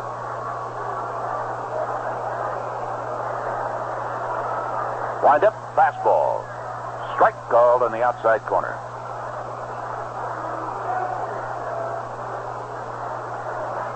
Bonham in the windup. McLaughlin takes a perfect strike right down the middle. Ball 1, strike 2 on the pitcher.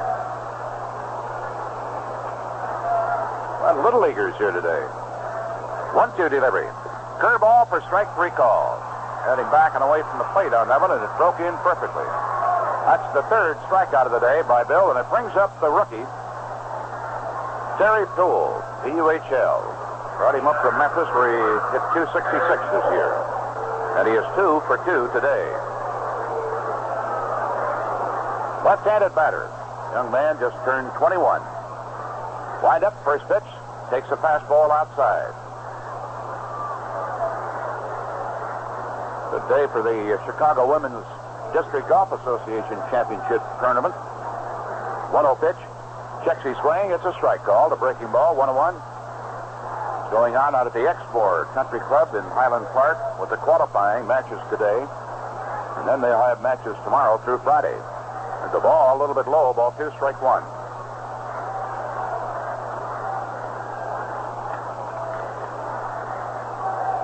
Two-one delivery on its way. Swung on and a high foul is out of play. Third base side to level the count at 2-2 with 2 outs, nobody on. The Cubs leading 3-0. Houston batting in the top of the 5th. Watching avidly, 36 Cub Scouts, packed 151 in Gilman, Illinois. 2-2 pitch. Checks his swing on a curve and he taps it foul. Wanted to hold up on it, couldn't do it. Along with those young people, the group of 30 senior citizens from the Parkview home attending the game today as guests of the Chicago Cubs. Bonham is allowed only 2 base hits. Houston base running up in the first inning. 2-2 pitch. Low and inside ball was allowed only 2 base hits. Houston base running up in the first inning. 2-2 pitch. Low and inside ball 3, strike 2. Full count on the rookie left-handed hitter. Here's the windup, the delivery. Strike 3 called, and he knew it. Tossed the bat away. Took a good fastball. 4 strikeouts for Bill today now, and 2 in this 5th inning, as he has now retired the last 9 batters that he has faced. So he's in the groove, and the Cubs come to bat in the bottom of the 5th. It'll be Larry Biittner, Gene Clines, and Jerry Morales to face Bull McLaughlin, with the Cubs leading 3-0. If you're in the market for a used car, come home to Fireside Chrysler Plymouth in Schaumburg. No doubt about it. You'll feel right at home in a relaxed setting that includes couches, easy chairs, and plenty of hot coffee. And instead of working a fast deal in some cramped office, you'll have a fireside chat with understanding salespeople who know full well that even a used car is a big, big purchase for the average working person.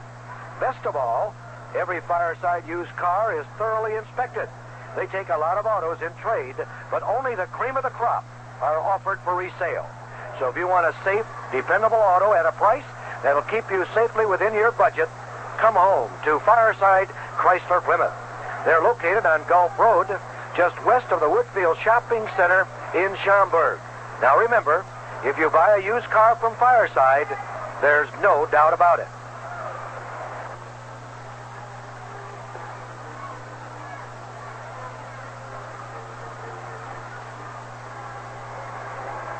Out in the bleachers, a big sign, the Dodge City Cattlemen's Association. Brought them to the win. Let's pause a moment for station identification. This is the WGN Chicago Cubs Baseball Network. WGN Radio Chicago, 75 degrees, officially at Midway Airport at 3 o'clock. Larry Biittner stepping in. McLaughlin, big kick, first pitch swung on, deep drive, right center field. That ball is tagged. Racing out for it, Jose Cruz grabs it on the warning track in deep right center field. And only the win prevented Larry Biittner from getting his 8th home run of the year. Good, solid shot, but there's one away. That will bring up Gene Clines. Led off the 3rd inning with a double. That was followed by a pair of walks, and then he tallied on a double play ball. He had the bases loaded and nobody out. First pitch to Gene, the right-hander takes a strike. Vince Lloyd here with you at Wrigley Field. Hope you're enjoying it. Cubs with a 3-0 lead in the bottom of the 5th. McLaughlin, the right-hander, starts the windup. Clines swings and a high fly ball to the center fielder Cedeno. Should be easy. Comes in as the wind is pushing it. And the dead run. He made the catch chest high as that wind started to really play some tricks. That brings to bat Jerry Morales, has reached on an error and a walk. So he's officially 0 for 1. We've got a group of 350 here today from the Meyer-Kaplan JCC Day Camp. And from the Delphi, Indiana Little League, 100 rooting Cub fans. McLaughlin, high kick, fastball. Jerry takes the strike.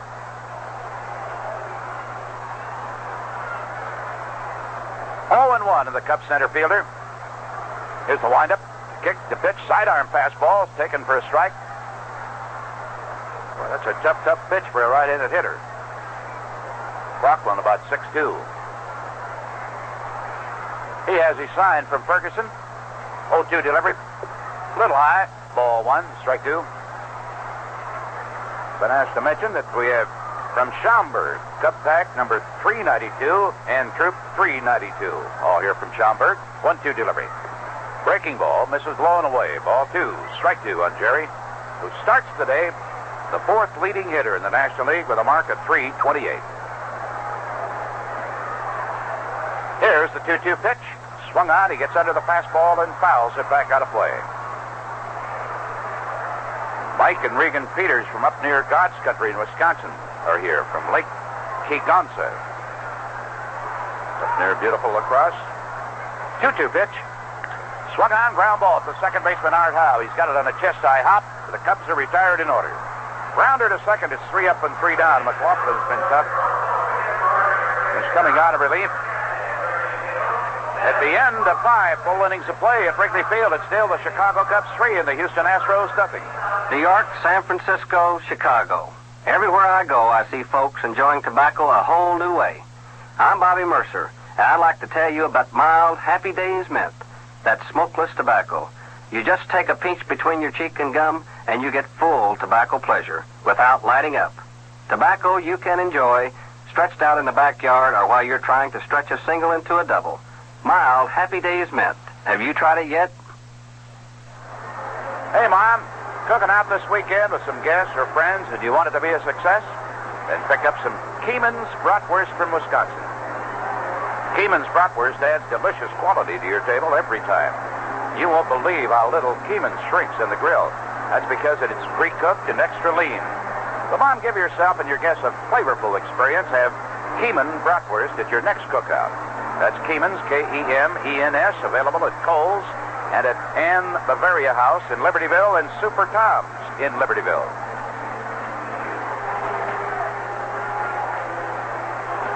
Cotton Bogren's groundskeeping crew attired today in some natty red sports shirts without the blue stripes that they've been wearing.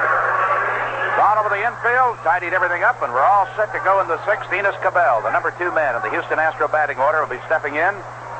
Sacrificed in the 3rd, although it looked like he was trying to beat it out for a hit, but they credit him with the sacrifice, so he's 0 for 1 officially. They were guilty of a couple of base-running mistakes in the 1st inning. So far, they are still off the scoreboard in the run department. The first pitch to him is a ball in too close. Ball 1 on Enos Cabell, starting the day, hitting .272. Bottom of the windup, here's the pitch. Fastball, checks his swing, it's a strike call. Ball 1, strike 1. 3-0 Cubs. 2 runs in the first, 1 in the 3rd. Here's the windup. Cabell is to take a high fastball, very tight. Ball 2, strike 1. That one's starting to rise on him.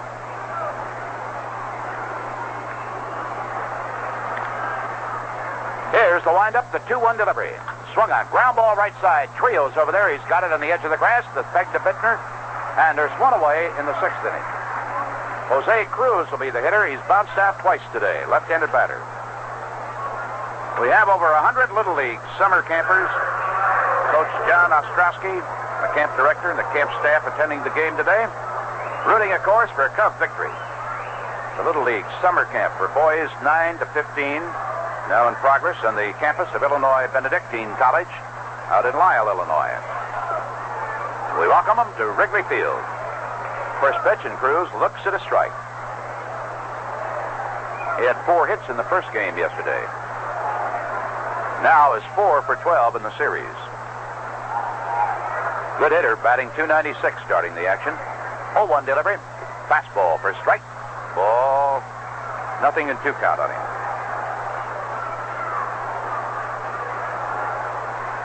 Bottom lines, Cruz swings on a curveball, bounces it down to Biittner for an easy, unassisted put-out. Well, Bottom really in a groove. Hope he can keep it, huh?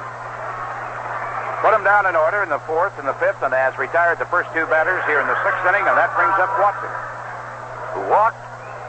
And then while Howe was on base, that was back in the 1st inning, Cabell took off for third. He was shot down, and that retired the side. Watson, a right-hander, backed away by a fastball. Leaned back. Only his hand kept him from going all the way down to the dirt. He is 3 for 10 in the series.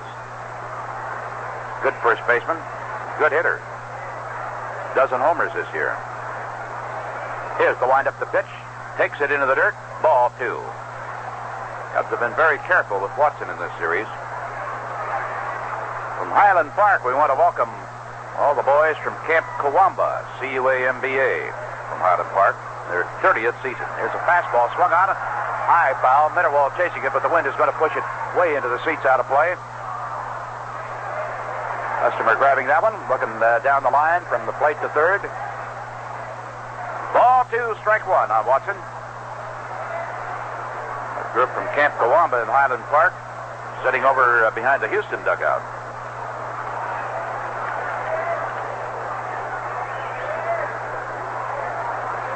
Two out, bases empty, 3-0 Cubs. The wind-up, the 2-1 pitch. Low, ball 3, strike 1. Watson gripping the bat right at the knob. Here's Bonham into the wind-up, and a swing and a ground ball to Rosello at shortstop. Should retire the side. He does. And it's a 3 up and 3 down again. He has been perfect now in the last 3 innings and has retired 12 men in succession. At the end of 5 1/2 at Wrigley Field, it is still the Cubs 3, the Astros 0. In today's world of lead-free gasolines, responsibility to public needs is as important as product quality. This commitment to meet the Midwest driving needs has made Amoco the lead-free leader. Now comes new Amoco Premium Lead-Free, the higher octane lead-free gasoline. For cars old and new that need higher octane to run the way they should, Amoco Premium Lead-Free has higher octane than typical unleaded gasolines. And it has higher octane than regular leaded gasolines as well. There are 2 ways to tell whether your car may need Amoco Premium Lead-Free's higher octane. It may knock or ping when you accelerate, or it may run on after you turn off the key. If this sounds like your car, use new Amoco Premium Lead-Free in the gold pump. If you don't have these problems, use lead-free Amoco in the blue pump, the Midwest's best-selling lead-free. Now your independent Standard Oil dealer gives you this choice. You expect more from a leader.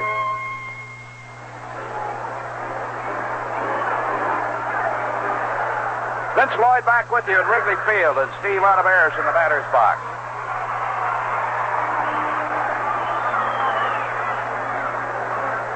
That'd be nice to get a few more runs, huh? Steve has been on twice with bases on balls. The last one against McLaughlin. Right-hander's first pitch sinks low, ball 1.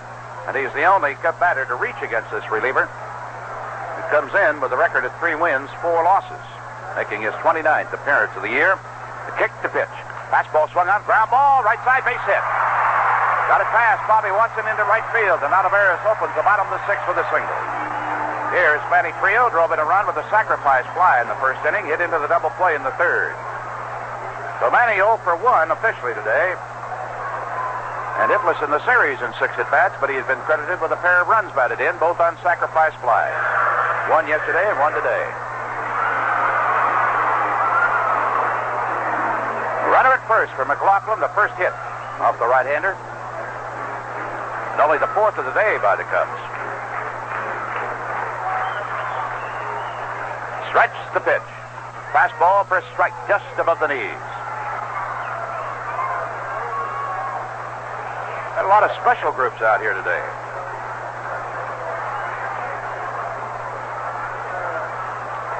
Bo gets his sign. The runner goes, and the hit and run is swing and a foul. Out of play to the right side, it's strike 2. Among the special group from Winnetka, Illinois, the fine Indian Trail Restaurant. Group of 36. One of the fellows, who wanted very, very much to be here and couldn't. Their head chef, Mr. Nick Constantelos. An avid Cub fan, in addition to a fine chef. Welcome to the group from Indian Trail Restaurant in Winnetka. Here's the pitch. Fastball. Manny fouls it. Comes back up onto the backstop, or onto the screen, rather. 0-2. Don't forget the Cincinnati Reds will be here. Single game tomorrow with Rick Russell going after his 14th win of the year. And a doubleheader that'll get underway at noon on Wednesday. Tom Seaver is scheduled to pitch for Cincy in one of those games. Change, and he swings and taps it foul. Back out of play. Our broadcast Wednesday, of course, on WGN at 11:40 in the morning. Network airtime Wednesday, 11:55. Then we have a single game to close out the homestand on Thursday with the Reds. Then the Cubs will be down at Houston this weekend and at Cincinnati for a spot next week before getting back home. McLaughlin took a little too much time, and Trillo steps out of the batter's box for a moment. Manny starting today, batting .302 for the year. Levels the bat. Ontiveros at first. The pitch. Checks his swing. It's a ball. A breaking pitch that just missed. Ball 1, strike 2.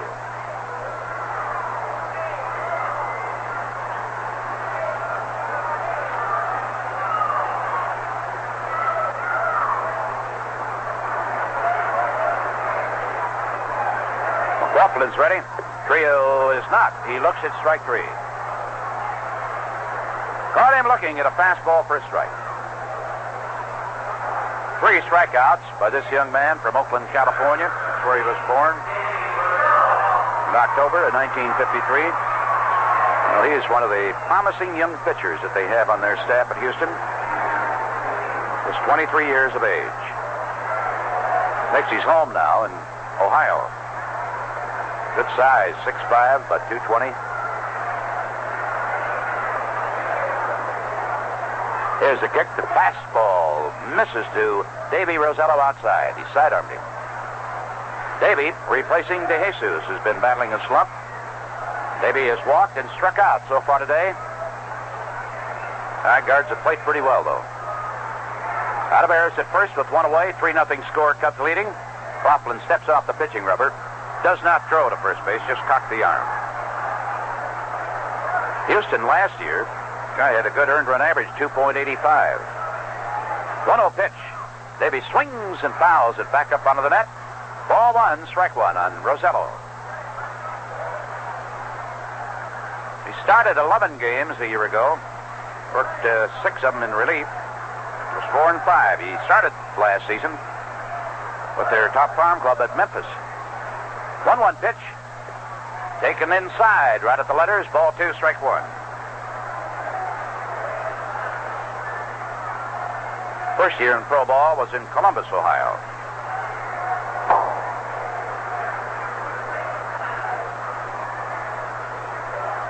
One pitch. Almost took his chin off with that one. Boy, Rosello jerked that head back in a hurry and a fastball high and tight, and he lost his batting helmet. He has that afro haircut. And off went the batting helmet as he had to get out of the way in a hurry. That pitch was rising on him, up and in. There, he missed him. And a one-handed grab made by Ferguson. The move by McLaughlin that time forced Ontiveros to head back to first. 3-1 pitch, he goes. Rosello takes, ball 4. Ontiveros goes sliding into second base. Didn't have to, but he didn't know it was a walk. The run and hit was on. That's the second walk issued by Bo McLaughlin, and the 6th walk issued to the Cubs today. They got 3 of them in the first inning from Floyd Bannister. Now there are runners at first and second with 1 out, and George Mitterwald, the hitter, flied to center and grounded out. Swings, and there's a deep drive, left field. Terry Puhl back, it's over his head, high off the wall. The ball is in play. Here comes Ontiveros to score, and Rosello goes to third on Mitterwald's double. That makes it 4-0 Cubs. Wind or no wind, had he been able to get that one up in the air just a little bit more, that would have gone out of here. That for George Mitterwald, his 14th double of the year and his 27th run batted in.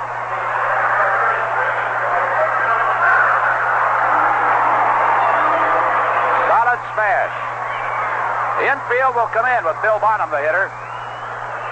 McLaughlin, when he came out in the 3rd inning in relief with Bannister, who had that tender left elbow act up again, walked the first man to load up the bases, then got Trillo to hit into a double play. Struck out Rosello, put the Cubs down in order in the 4th and 5th innings. But Ontiveros opened this inning with a base hit into right field. A strikeout, a walk, and a line smash double off the bat of Mitterwald. Houston infield up in the edge of the grass. One gone. Bonham's not a bad hitter. Steps out momentarily. Now he's back in. Here's the pitch. Takes in. It's a ball outside. Breaking ball. Kids are chanting, we want a hit. Bonham would love to oblige. He's batted in 1 run this year. And has a hit today. His 9th of the year. McLaughlin with the stretch. Right-hander's pitch. Swung on, and a foul ball way down the right field side, out of play. Ball 1, strike 1 of the Cub pitcher, Bill Bonham. Today is trying for his 10th win of the year. And here at Wrigley Field, he has been highly successful this season. Bill has won 5 out of his 9 victories right here at home this year. Lost only 1 out of 6 decisions at this ballpark this season. Runners at second and third, 1 away. 1-1 delivery. Takes the strike. And he picks that right hand off the bat, snaps his fingers, and shucks. I should have gone after that. Ball 1, strike 2 on him. Laughlin in that bright sunshine looks down, has his sign. Here's the stretch, the kick, the pitch. Curveball. He started to go after it. They asked for the appeal, and it is denied. He held up in time on a slow curve. Ball 2, strike 2. Hang in there, Bill. He uses one of those bats that has the indentation in the bat end of it. The indentation, by the way, is limited to its depth. In its depth, rather, by the rules. I think it's 1 inch. Now the stretch, 2-2 pitch. Fastball, swung out, base hit. Down the right field line, and 2 runs are going to score. Bonham going into second base. He is there with a stand-up double, no play on it. McLaughlin that time changed and came right over the top, and Bonham ripped the shot just over the bag at first, his second hit of the day. Driving in his second and third runs of the season, and the Chicago Cubs now are out in front by a score of 6-0. He's a tiger at the plate.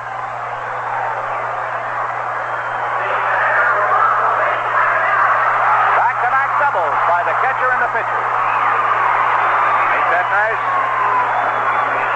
Now the top of the batting order is up. All this damage has been done by the last 5 guys in the batting order today. Here's Jose Cardenal. 0 for 2, walked and scored in the first inning. McLaughlin sidearm pitch, swung on and missed. Jammed him with that one right at the letters.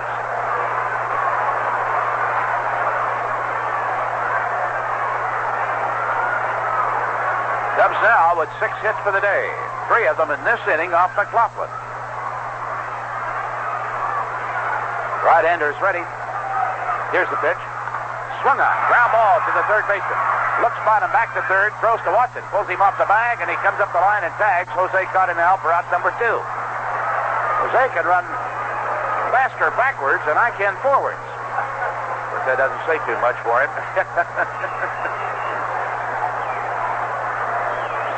Little guy is interesting to watch.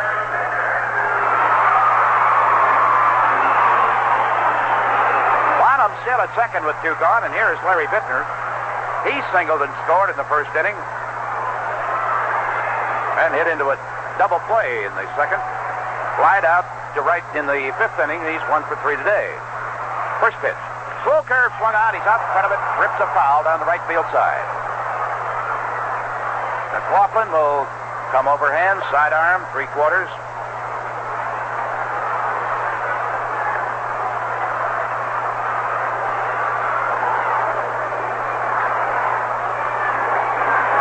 Cubs with a 6-run lead.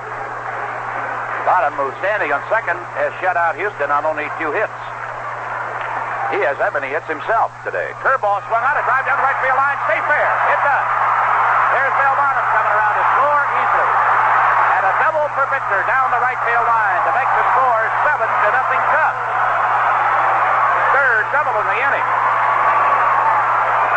How do you like them apples? For Biittner, his 16th double of the year.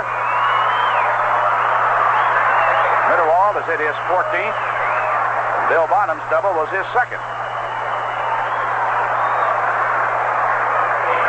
The Cubs now with 4 doubles for today, 151 for the year. The first 2-base hit by the Cubs today came off the bat of this guy, Gene Clines, who's stepping in right now. Led off the 3rd inning with a double.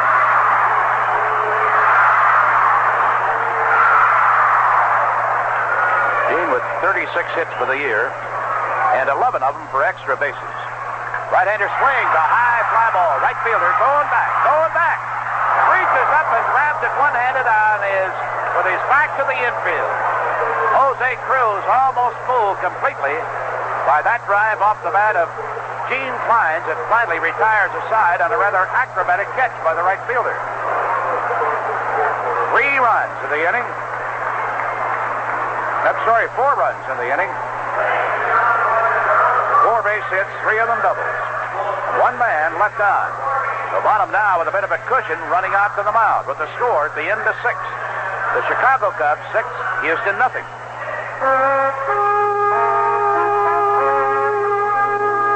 When you brew a beer once, you've got a good beer. But when you brew a beer twice, you've got a great light beer. A great light beer called Old Style from God's country. Heileman's Old Style is brewed in a traditional old world way called krausening. Krausening is the most natural way to brew beer and the most expensive. Most expensive because it takes more time. But Heileman has been brewing beer this way since we first opened our doors back in 1853. Krausening is what makes Old Style the great light beer it is today. Taste the difference Krausening makes. Try Old Style, pure brewed in God's country. G. Heileman Brewing Company, La Crosse, Wisconsin.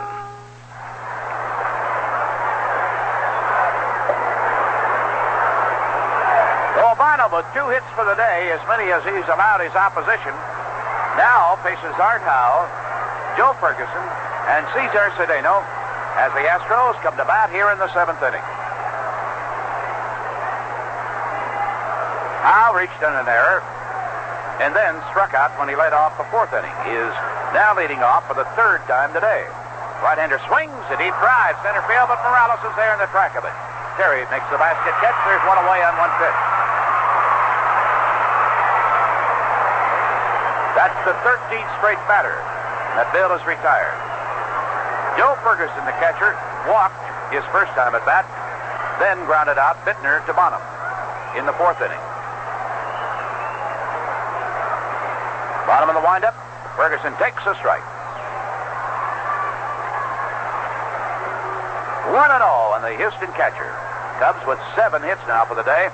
There's a curve, swung on a miss. Boy, did he jump out after that one. Good, sharp breaking curveball.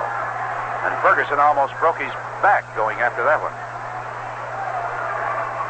He's out in front of him, the 0-2 pitch. Strike, 3 call. Ferguson figured he's going to waste one. 14 in a row now have been retired. That's the 5th strikeout of the day by Bill, giving him 90 for the year.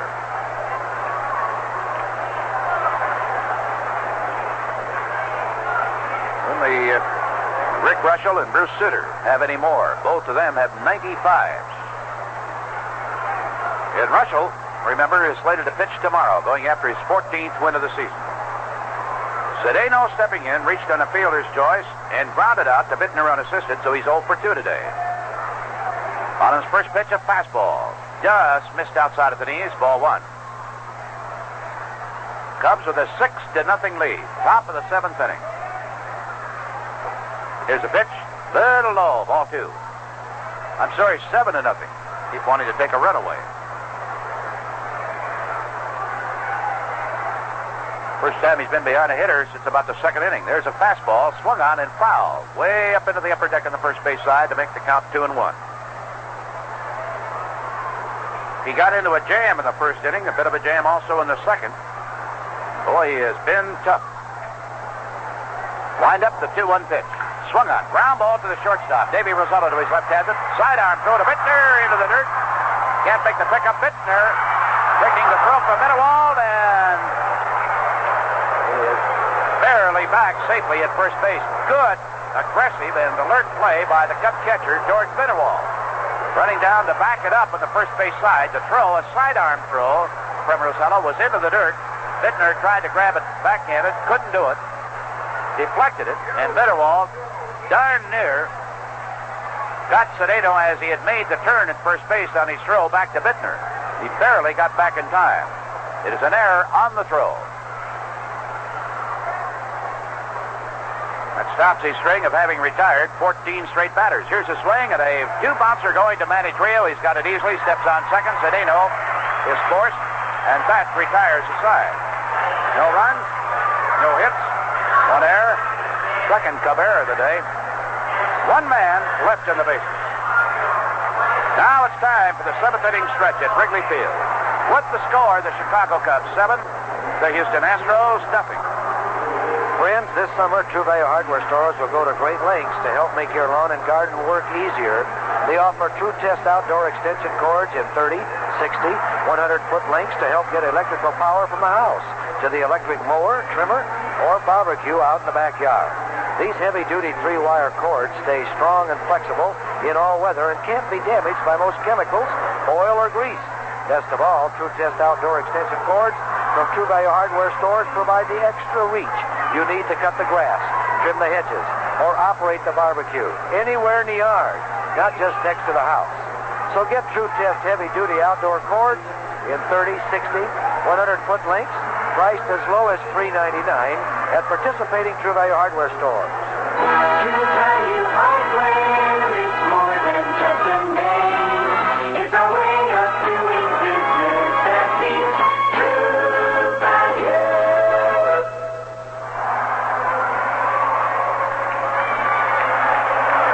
Well, a jubilant, enthusiastic crowd at the old ballpark today.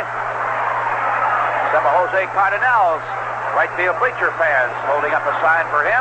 We got to pause a moment here for station identification. This is the WGN Chicago Cubs Baseball Network. This is WGN Radio Chicago.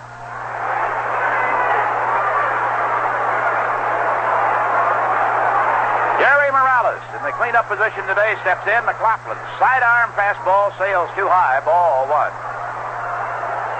Vince Lloyd and Lou Boudreau here with you. Al Aldrich, our engineer today. Jack Minovich, our producer. Rockland's next pitch. Swung on, and there's a base hit into center field.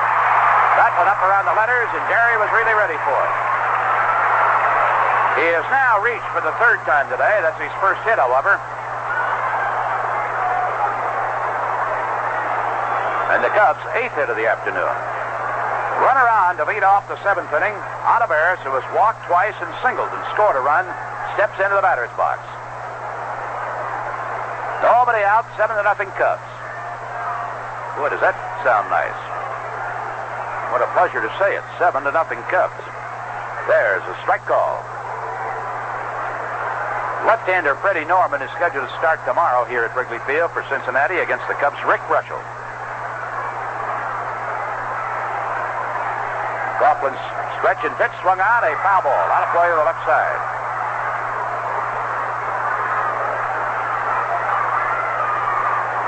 Cincinnati playing down at St. Louis this evening.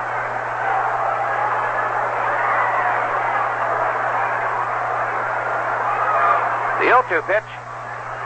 Full curve outside. Ball one, strike two. Dodgers have had a great opportunity to pick up some ground on Los Angeles. They've been just as unsuccessful as the Dodgers recently. 1-2 pitch. Fastball taken outside, ball two, strike two. So they still find themselves 10.5 games behind Los Angeles. And only 4.5 games in front of Houston starting today. Laughlin, the right-hander, 2-2 pitch. Ontiveros swings, got just a piece of it. Bounced it foul off against the wall on the first base side.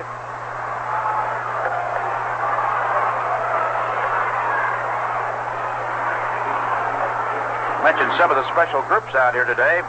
The Home Run Inn Pizza Place is represented by a group of 30. Here's a fastball in too close, 3-2.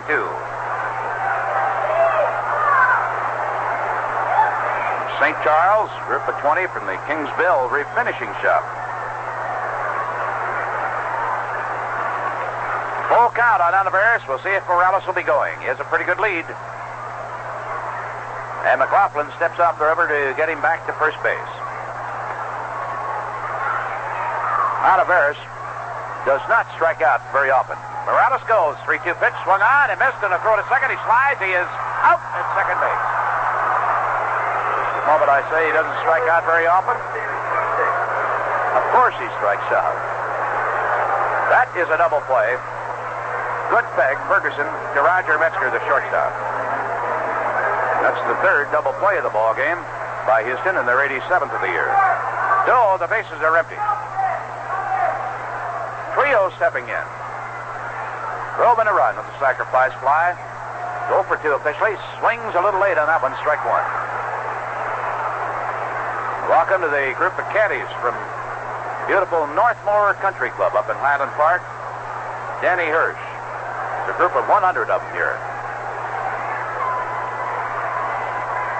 0-1 pitch. Hits too high. Ball one, strike one.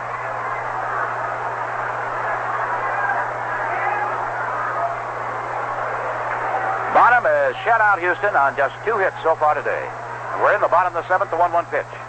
Takes a letter-high strike to fastball.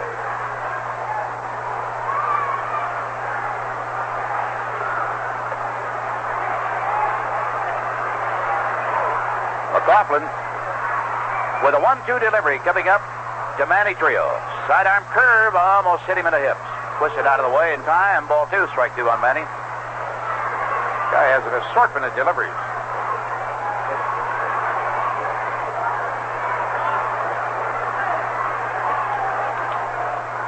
Gets his sign, nods his head, starts the windup. He's a tall right-hander. 2-2 delivery. Misses high inside. Ball 3, strike 2. We have another beautiful country club represented here today, Medina Country Club, with their youth group from Medina, Mr. Samsky in charge of them, sitting down in section 111. Wind up, 3-2 pitch. Sidearm fastball misses high, ball 4. And the inning is kept alive. That is walk number 3, issued by 23-year-old Bo McLaughlin. Dave Rosello has walked twice today and struck out in his only official trip to the plate. 2 gone, a runner at first. We're in the bottom of the 7th inning, and the Cubs with a 7-0 lead. Stretch the pitch. Davey takes, it's a strike, just above the belt. What a beautiful day. Well, the band promises more of the same for tomorrow. Hope you'll come out here and enjoy it. 0-1 pitch, curve. Strike called and a snap throw to first base, but Trillo is back safely. 0-2.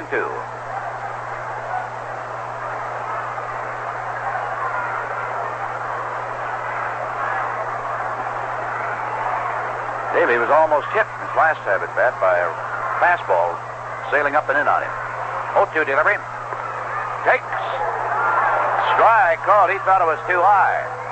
But Harry Wendelstedt says it caught the strike zone, and that retires the side. In the 7th inning for the Cubs, no runs, a base hit, double play in the inning, a walk, and 1 man left on the bases. So at the end of 7, Bonham out to the hill. He has shut out Houston so far on just 2 hits, and the Cubs have a 7-0 lead. Some autographs are surprisingly valuable. For example, the signature of Button Gwinnett, one of the signers of the Declaration of Independence, is worth far more than that of any other signer. And ladies, your name is worth a lot more, too, according to friendly Bob Adams of General Finance Corporation. Now your signature is all it takes to get a loan at General Finance. A lot of women and a lot of families have borrowed wisely from them. They were made to feel at home by friendly professionals who understood the need of nearly everybody to borrow at one time or another. Now at General Finance, any person has an excellent chance to borrow up to $10,000 for all kinds of reasons. A vacation, unexpected expenses, or consolidation of bills, for example, on their signature alone. So call Friendly Bob of General Finance at Andover 32020. That's Andover 32020. And remember, your Jane Hancock is very valuable at General Finance. There are over 65 offices in the Chicagoland area. Also an office in Joliet.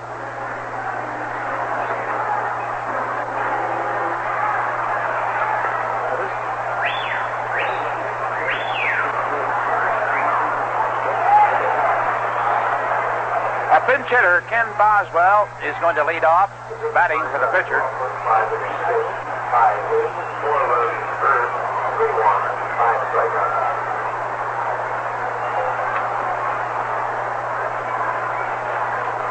Boswell hitting .235 for the year. 16 hits, 1 double, 1 triple, 10 runs batted in. He has no homers.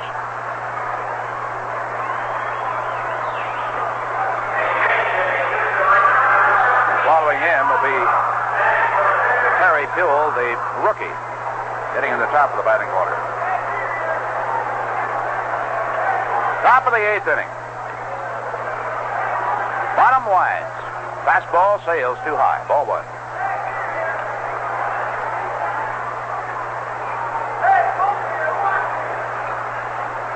Here's the windup. The right-hander's next pitch is a ball high and away, and Mitterwald says, I'm going out to talk to him. I want him to start getting behind. We have a group here from the Genoa City, Wisconsin recreation program. They play for the Cubs up there. Brad Floden, Doug Piper here today with their sister and parents, Genoa City, Wisconsin.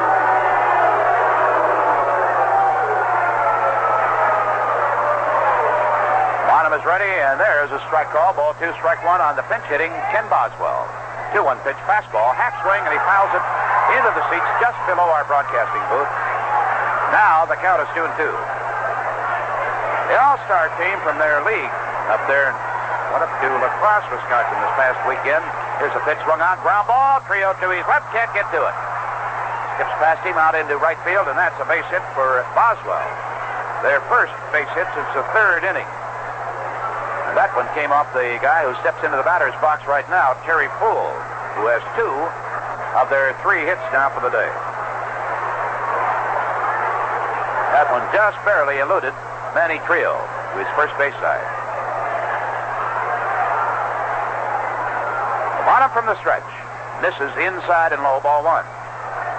That All-Star team we're talking about competed against about 100 teams in the Stars of Tomorrow tournament, and they won the championship. Not bad, huh? 1-0 pitch, fastball, outside, 2-0. In the semifinals, they played Arlington Heights. That had to be a dandy ball game. They won 2-1 on a no-hitter over Arlington Heights. In the finals, they beat Rochester, Minnesota yesterday, 9-3. Captured. 2-0 pitch, strike call. Ball 2, strike 1. Bonham working very quickly in this cool breeze that's in his favor today, coming in off the lake at about 18 miles per hour. 2-1 pitch. Misses outside with a fastball. Ball 3, strike 1 on the rookie, Terry Puhl. Boswell, the runner at first, 7-0 Cubs. We're in the 8th. Here's the 3-1 pitch. Takes. Ball 4, a little bit low. Now they have runners on first and second. It's the first time since the 2nd inning that Houston has had 2 men on. With nobody out, Enos Cabell be the batter. Reached on a fielder's choice, sacrificed, and then bounced out. So he's 0 for 2 today.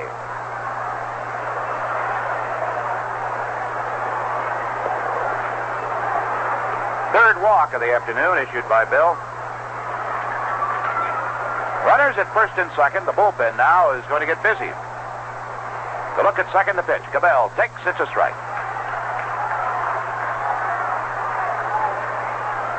Score 7-0 Cubs. Houston batting in the top of the 8th inning. The 0-1 delivery. Cabell takes. It's a ball, a little bit low. Ball 1, strike 1.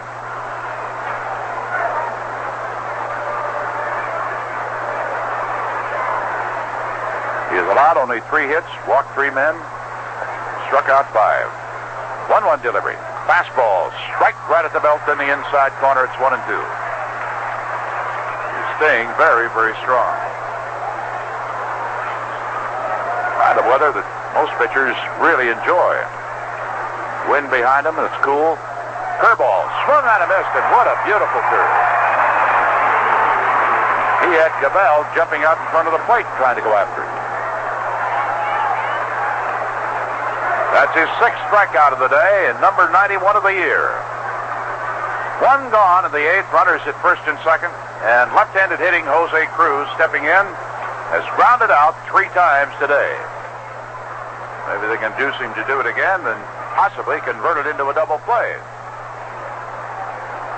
To look at second, the pitch. Cruz, a big swing, gets under it, fouls it, not over our heads, I think. Yep. Strike one.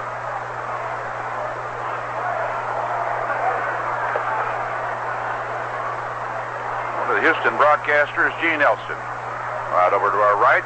Years ago, he used to broadcast for the Cubs. 0-1 pitch. It's a little low with a breaking ball. Cub fans from Decatur, WDZ down there are here. Larry and Pam Limback.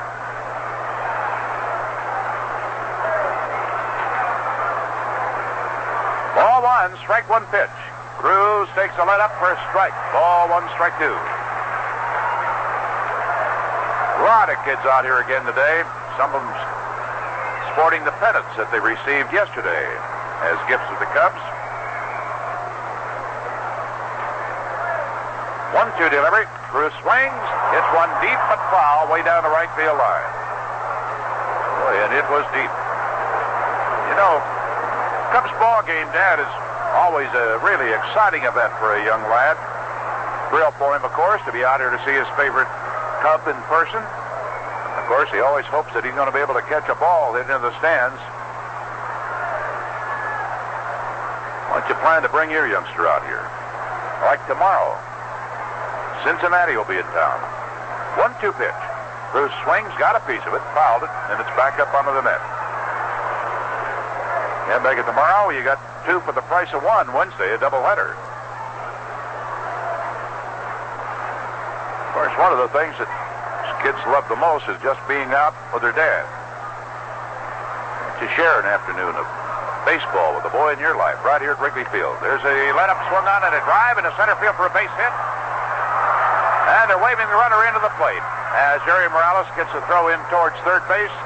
Bonham shutout is gone. The score now, the Cubs 7. And the Houston Astros 1. On a single into center field off the bat of Jose Cruz, who's just batted in his 54th run of the season.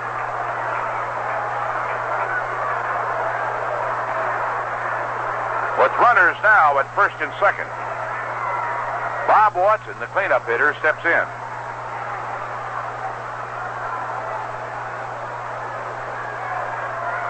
The look at second, the pitch.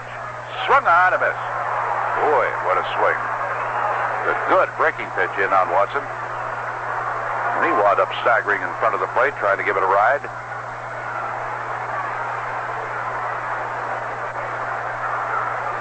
Here's a stretch, and strike one pitch, a fastball swung on. Could be 2. Bouncer to Rosello. He drops the ball. Picks it up and has no play anywhere.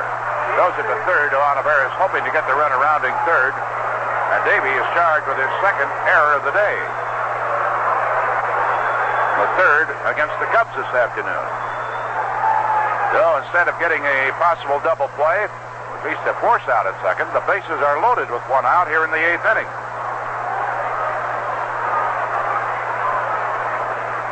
Over at third is the rookie Terry Puhl. Out at second is Jose Cruz. They still have only 4 hits, and the Cubs are leading 7-1. But Art Howe now stepping in.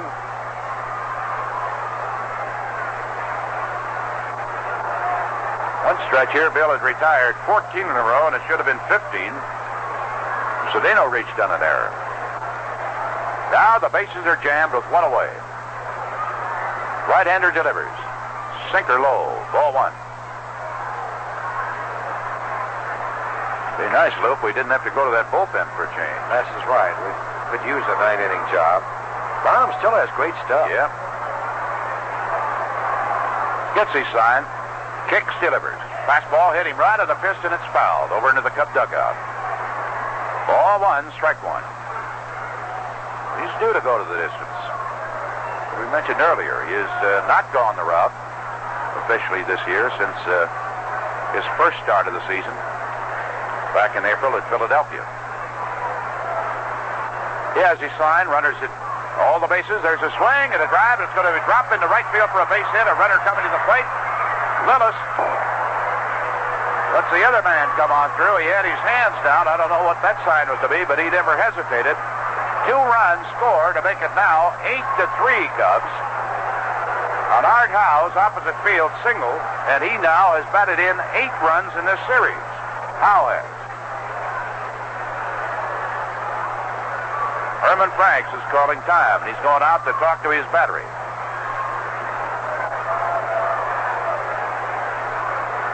Howe came to town yesterday with 21 runs batted in.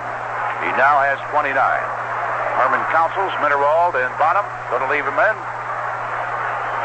And with runners at first and second, still only 1 away.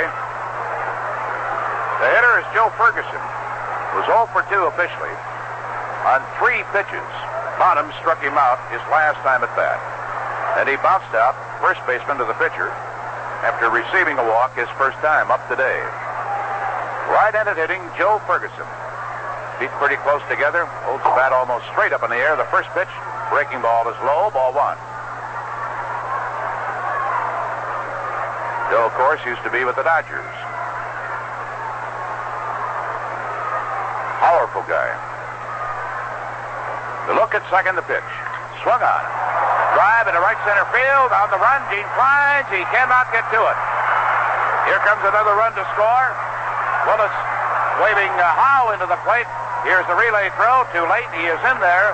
And it's a double for Joe Ferguson to right center field, driving in 2 more runs here in the 8th inning. And suddenly, the Astros are in the ballgame.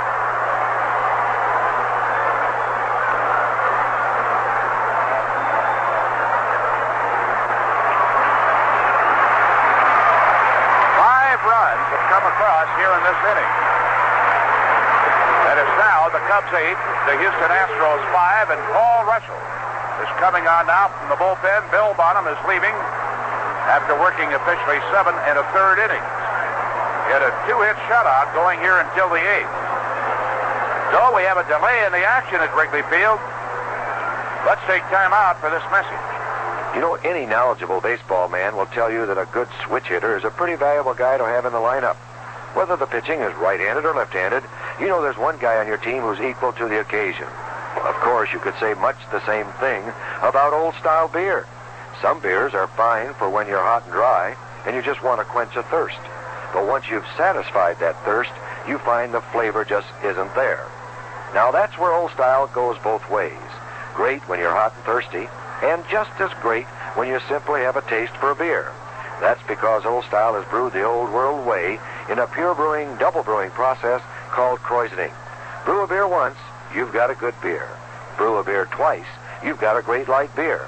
And Old Style is one American premium beer that is still fully krausened, naturally carbonated in the old world way. So try Old Style, pure brewed in God's country.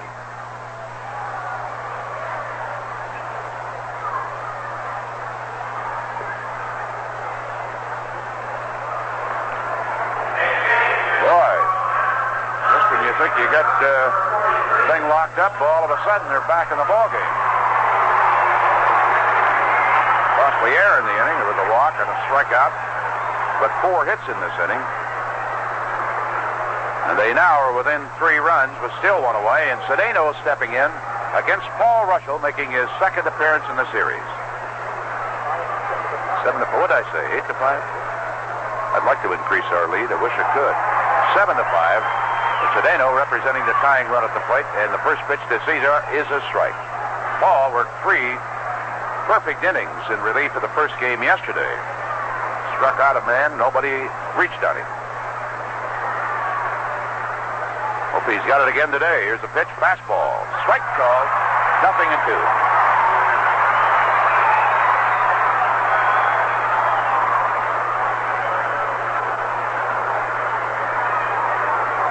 Ferguson on at second base. He's batted in his 42nd and 43rd runs of the year. Russell looks at him. Ball's pitch. Swung on. Deep drive. Right center field. That's going to be trouble. It is in there for extra bases. Here comes Ferguson around to score. Cedeno heading for third. Here's the relay throw from Trillo. He slides, and he is in there. A triple to deep right center field on an 0-2 pitch. And suddenly it is 7-6 with the tying run at third.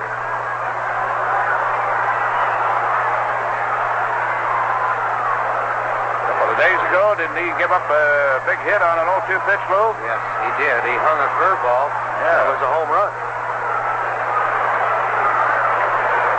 Cedeno with a triple. His third three-base hit of the year. Why, from 7-0, it is now 7-6. Inning started with pinch hitter Ken Boswell getting a single into right field. Then there was a walk, a strikeout, a single, an error, a single, a double, now a triple. These guys are right back in the ballgame. He had a 2-hit shutout, Bonham did, through the first 7 innings.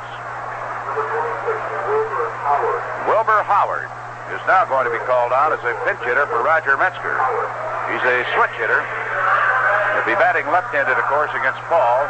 And as a left-hander, he's 5 for 43. It's a 116 batting average as a left-handed hitter. One of his 5 hits a homer. Driven in 3 runs. He has struck out 11 times in 43 trips as a left-hander. But he does have excellent speed.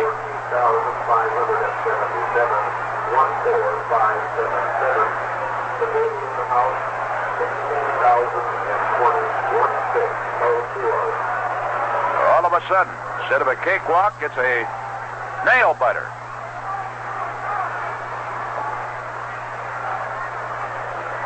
Infield is in. The tying run over at third with 1 away. It went out here for a long, long time. Ball into the stretch. Over Howard, a big swing and a miss. Struck 1. Ball wound up in the dirt. Plate umpire Harry Wendelstedt inspects it, tosses it out. A new ball given out to the reliever, Paul Rushell. Let's keep that guy stranded over there.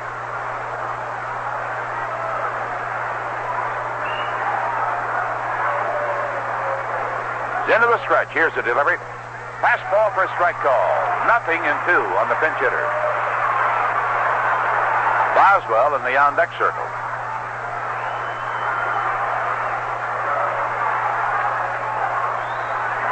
He'll be the 10th man to come to the plate in this inning. From 7-0 to 7-6. Ball into the stretch. Here's the pitch. Howard goes after it. Fouls it out of play to the left side. The 0-2 pitch to him was up and in on him, but he wasn't taking any chances on the call. Man, oh man. About a half an hour ago, thought we had a lock on it. Here's a stretch, the pitch. Swung on and missed for strike 3. For the pinch hitter, Metzger. Howard fans. Boswell has started this inning with a pinch hit single into right field, due up, and Herman Franks calling Mitterwald out there to the mound. Looks like he might be making a double change here, Lou. Huh? Yes, I think he's going to put in DeJesus along with Hernandez, which means that Burton, of course, will bring in his right-handed pinch hitter.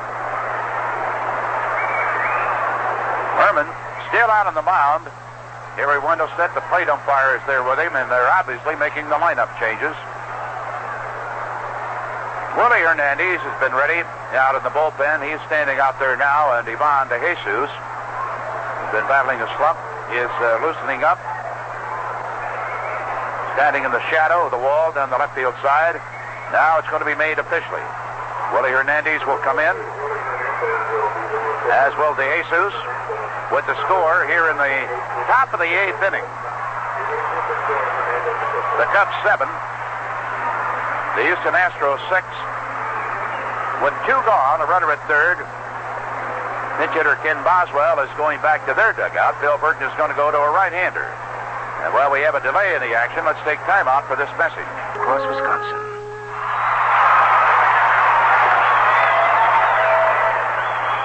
DeJesus at shortstop, left-hander Willie Hernandez on the mound, and we're going to have the pinch hitter, Jose Gonzalez. And before he steps in, let's take a moment here for station identification. This is the WGN Chicago Cubs Baseball Network. This is WGN Radio, Chicago.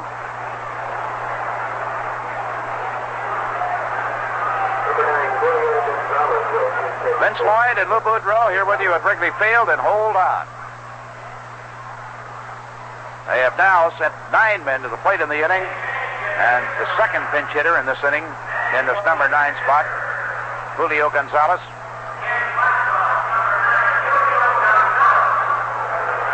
Hitting .258 for the year. Let me tell you, this guy can hit. He has 16 doubles, 3 triples, 1 homer, and 24 runs batted in. Can also be struck out, but it's not an easy job. Boy, look at him choke up on that bat. Takes the first pitch as strike, a fastball. He looks like Felix Meon there. Up on it about a foot. How does he hit a home run choking up on it like that? Runner at third. Here's the windup, a check swing on a ball that was almost into the dirt. And he did not hold up in time. It's strike 2. It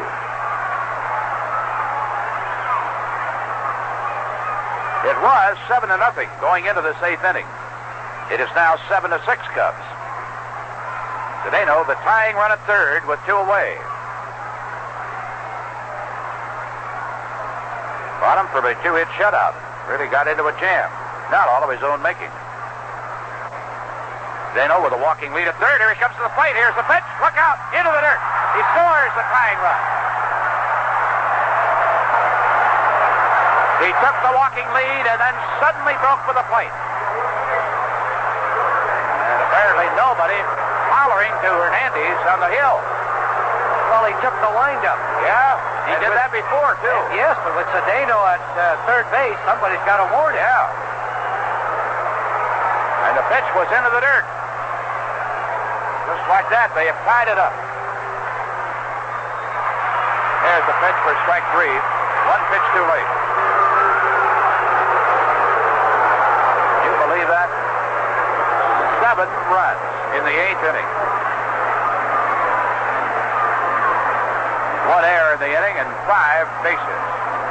And 1 stolen base, a theft of home by Cesar Cedeno. Nobody left on. So from 7-0, it is 7-7 as the Cubs come to bat in the bottom of the 8th.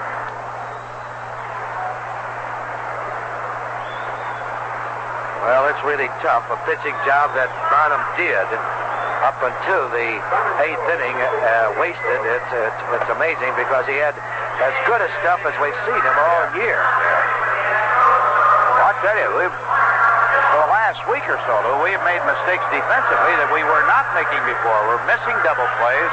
We're not making good plays. And they catch up to you. This is true. Well, we just have to fight back and score a run or two. It's going to be awfully depressing. Mark Lemoncello, the new pitcher, right-hander. George Mitterwald to be followed by Ivan De Jesus, then the top of the batting order. From 7-0 to 7-7. They got all 7 of them in the top of this inning. I was surprised that on the previous pitch where Cedeno had taken false break up the line that nobody had hollered. Here's the pitch. Takes it inside, ball 1. Nobody had hollered to Hernandez out there to keep an eye on that runner at third. The fastball high, ball 2. And it's very unusual. You mentioned here while they were listening to the commercial, for him to do that with 2 strikes on the hitter is most unusual. Very unusual, and I think that might have upset Hernandez because with 2 strikes on a hitter, the runner is taking his life in his own hands. If the ball is over close enough to swing at with 2 strikes on, you've got to go after it. Yeah.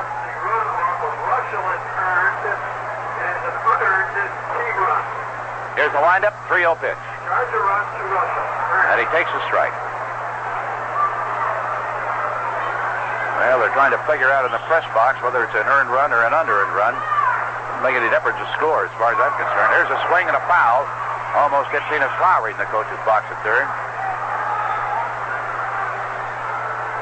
You have to remember that when you have a rookie pitcher like Willie Hernandez on that hill, 3-2 pitch, Ball 4, breaking ball. So Mitterwald reaches to open up the bottom of the 8th. That there are going to be things like that, Lou, that he's not going to think of. Well, this is true.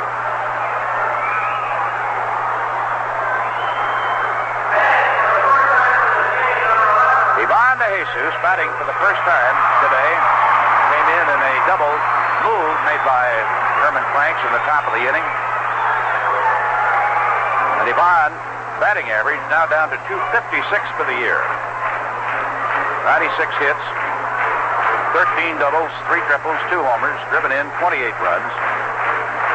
Then striking out a lot. He's now averaging a strikeout almost every 5 trips up. Just a little bit under that. But he scored 59 runs. One more than Bobby Mercer. They're running 1-2 for the leadership in runs scored in the ball club. Throw to first to keep Mitterwald close. He's going to butt. Pulls the bat back, and it's a strike on a fastball right at the letters. Now, with Watson leaving that base as fast as he did on that particular pitch, Mitterwald can extend his lead because no one is over at first base. Big fellow's got a pretty good lead. Here's the pitch. He pokes the bat at it, and he didn't get it back in time. That's strike 2. That pitch was too high out of the strike zone. And Ivan adjusted, hands on his hips. Now Jose is calling him over. Get him to hang in there to bear down.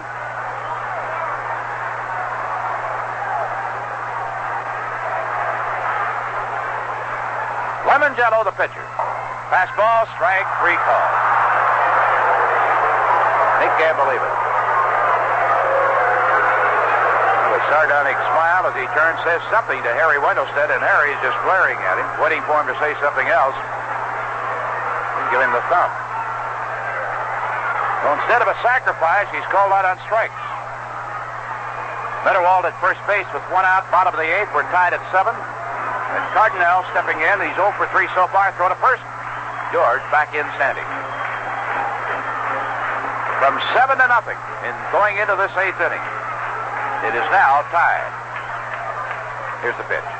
Swung out, a high fly ball going back toward is the left fielder Puhl. He's got room. Comes on the warning track. Moves to his right. He's got it. And the wind kept that one in. Mitterwald was on his way to second base. Now he has to get back to first. 2 gone. You get one up in the air towards left field, as high as heaven, and there's no way it's going to go out of here with that wind blowing in the way it is. Mitterwald had hit a line drive that had enough force to go out, but it was too low. The fence over the top of the wall for a double. Now Biittner stepping in with 2 gone in the 8th inning. Mitterwald still the runner at first. Biittner is single and a double today. He's 2 for 4. And he takes Mark Lemongello's first pitch of ball. Lemongello is 3-11 this year. He has started 18 games. This is his 3rd relief appearance. There's a swing and a foul ball into the upper deck, just to our left. Stayed up there. Thought it was going to come back downstairs. Mark Lemongello with an earned run average of 3.98. The 3-11 record. Ought to be able to get through it. Kids sure want him to. Chant is, we want to hit. Here's the fastball high and away, 2-1. 2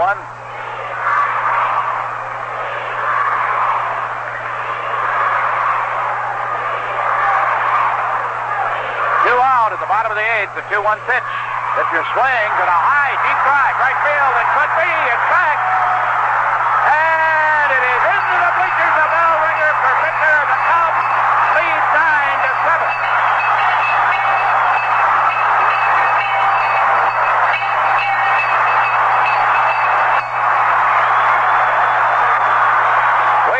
Earlier, it would be virtually impossible to hit one to center or left, but you could get one out to right field, and Biittner did it. His 8th home run of the year. The Cubs are back in front by a pair. With 2 out in the 8th inning.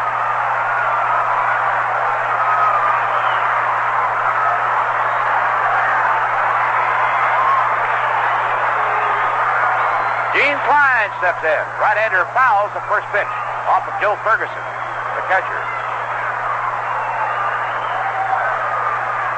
My, what a welcome shot that was. One of this young pitcher's problems this year has been keeping the ball in play. That is the 12th home run off of Mark Lemongello. More homers have been hit off of him this year than any other Houston pitcher. And let's hope that one by Biittner will be the winning blow in this ballgame. Clines swings and misses on a slider down and away. Jose Cruz didn't give up on that ball till the last moment. He went up to the vines where the wall curves back in, had his back to the wall, hoping to make a catch, but it disappeared into the seats. 0-2 pitch. Clines can't hold up in a swing, and that is strike three to retire the side. A walk in the inning, a two-out homer by Larry Biittner, his third hit of the day. Nobody left on at the end of 8. Chicago Cubs lead the Houston Astros 9-7. Ready, group? Ready. Repeat after me. The best buys in town are the Golden Bear Family Restaurant's dinner specials. The best buys in town are the Golden Bear Family Restaurant's dinner special. Monday, all the spaghetti you can eat for only $1.89. Monday, all the spaghetti you can eat for only $1.89. Wednesday, all the pancakes you can eat only 89 cents. Wednesday, all the pancakes you can eat only 89 cents. Friday, all the delicious fish you can eat only $2.09. Friday, all the delicious fish you can eat only $2.09. Once again, what's the Golden Bear dinner special on Monday? Spaghetti, only $1.89. Wednesday, pancakes, only 89 cents. Friday, fish, only $2.09. Terrific. And when are the Golden Bear restaurants open? 24 hours every day. Goodbye. Where are you all going? Golden Bear, Golden Bear. It's a honey of a where food is fun. Golden Bear.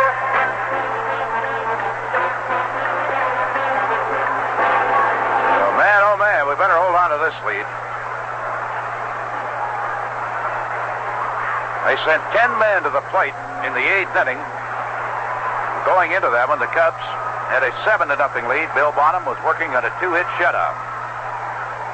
A pinch hit single, a walk, a strikeout, a single, an error, the third Cub error of the day. A single, a double. Russell came in, yielded a triple, then a strikeout. Now we're in the ninth in the first pitch of ball. Terry Puhl, the leadoff hitter, a left-hander in there. Walked and scored in the 8th. Takes, there's a strike. 1-1. He is 2 for 3 officially today. A pair of singles. Wind up, Hernandez. 1-1 pitch, slap foul. Down the left field line, Cardenal chasing it, and it goes into the box, eats past the Cub bullpen. Ball 1, strike 2.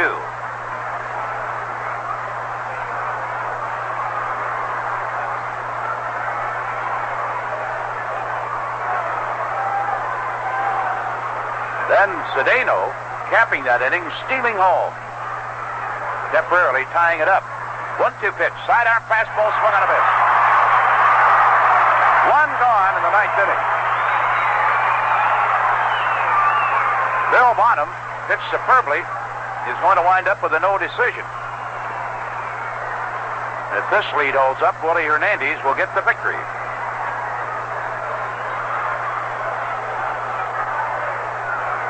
Enos Cabell, the hitter, right-hander. Struck out against Bonham in the 8th. Wind up by Hernandez, fastball, just missed away, ball 1.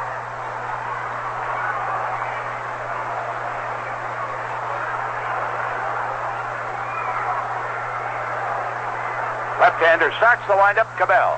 Checks his swing, it's a ball too high, fastball. Ball 2, no strikes, we're in the 9th with 1 out.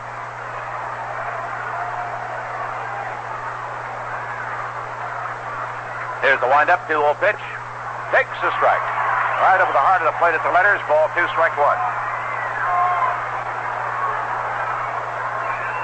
Base is empty. In the on-deck circle, left-handed hitting Jose Cruz. Willie Hernandez delivers a swing and a drive, a base hit out into left center field. Cabell ripping around first base. Long single. That brings up Cruz, who represents the tying run in the ballgame.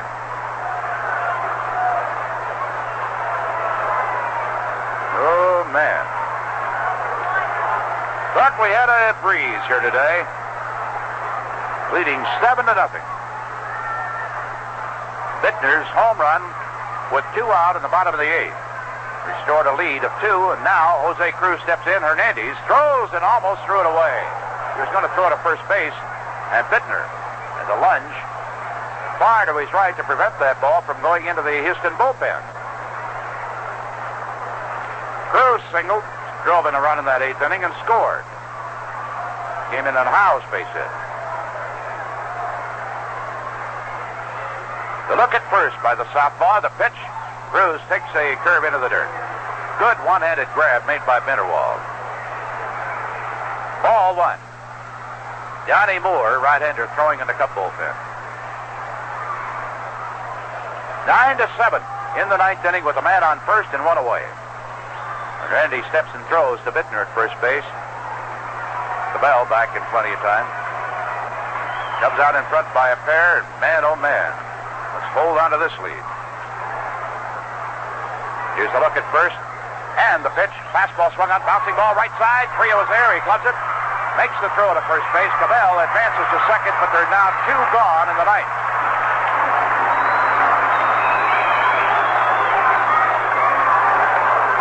Bob Watson, a right-hander, is due to be the hitter. Mitterwald is going out to talk to Hernandez. Johnny Moore is ready if they want to go to the right-hander against this guy.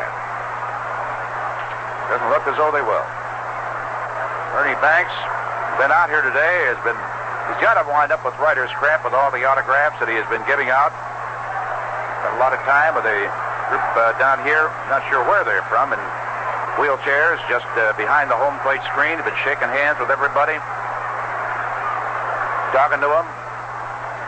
All right, 2 gone, a runner at second. Hernandez pitch. Watson a swing and a miss. He was trying to put one into the seats in left field. He reached on an error and scored in the 8th inning. He's 0 for 3 today. Willie into the stretch, the pitch. Swung on and missed. That one broke into the dirt. Strike 2.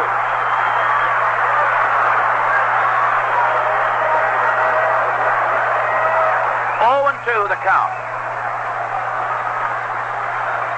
With 2 gone in the top of the 9th inning, the Cubs 1 out away from a victory. Willie Hernandez delivers. Swing and a miss. Strike 3. The ball game is over. Watson is manned, and that's it. But it didn't wind up as easily as we thought it was going to be. It is still a victory, and that's the big thing. No runs, 1 hit. 1 man left on base. The final score. Cubs in Houston meet for the last time at Wrigley Field this year. The Chicago Cubs 9. Houston 7. Have you ever heard a pinging sound when you've accelerated on expressways or carried a heavy load?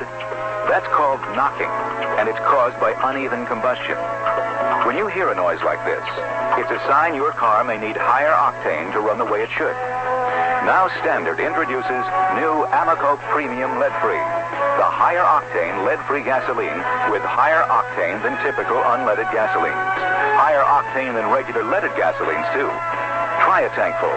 It could make a difference. If you don't have the problem of engine knock, use lead-free Amoco, the Midwest's best-selling lead-free. Since the lead-free age began, Standard has been the lead-free leader. And now Standard offers you 2 lead-free gasolines. New Amoco Premium Lead-Free in the Gold Pump and famous lead-free Amoco in the Blue Pump. You'll find this choice of lead-free gasolines at your independent Standard Oil dealer because you expect more from a leader.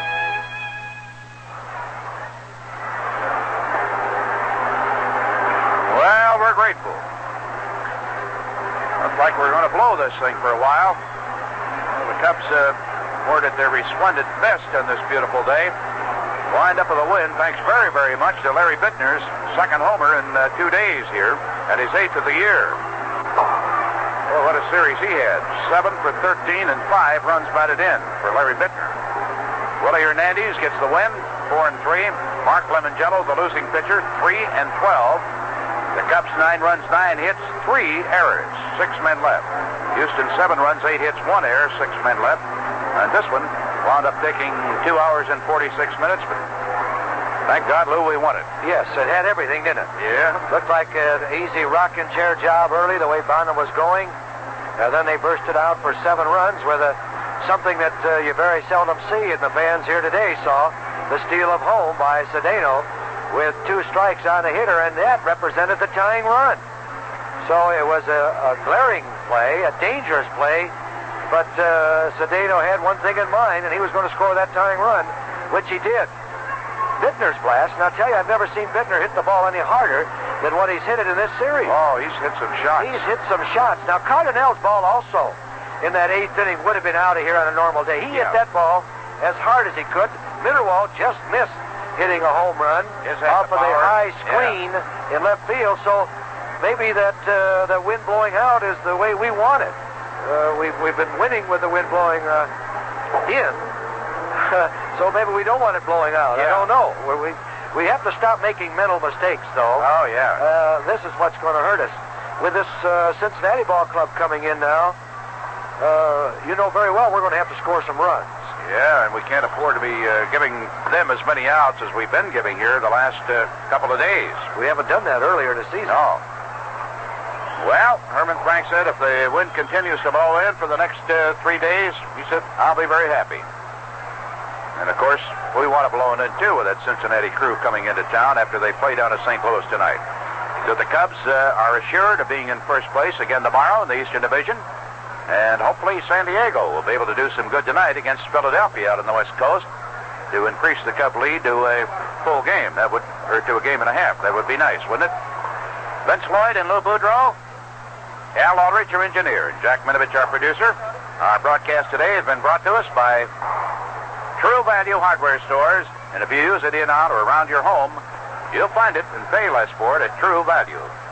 General Finance's 65 Chicagoland offices. To borrow up to $10,000, call Friendly Bob Adams at Andover 3-2020. Fireside, Chrysler Plymouth Mazda, located on Golf Road just west of Route 53 in the Woodfield Shopping Center. And by the G. Heilman Brewing Company of La Crosse, Wisconsin, makers of Old Style, the pure brewed beer from God's country. Come on out to Wrigley Field tomorrow, watch the Cubs and the Reds, and enjoy some Old Style right here at the ballpark. And stay tuned now, we've got the scoreboard with some highlights of today's exciting victory. A probable starting pitcher for Cincinnati tomorrow, the veteran left-hander Freddie Norman, who has posted 9 wins for the Reds so far this year. He's dropped 6. And against him, Rick Russell, with 13 wins and only 3 defeats. Come on out. See if we can't root the Cubs into a victory tomorrow over Cincinnati, huh? Our broadcast today, authorized under rights granted by the Chicago National League Ball Club, which has the right of approval of the announcers up for this event. It's solely for the entertainment of our audience, and any publication, rebroadcast, or other use of the descriptions and accounts of the game without the express written consent of the Chicago National League Ball Club is prohibited. The Cubs on Biittner's bottom of the 8th homer with 2 out and a man on. Defeat Houston today 9-7. This is the WGN Chicago Cubs Baseball Network.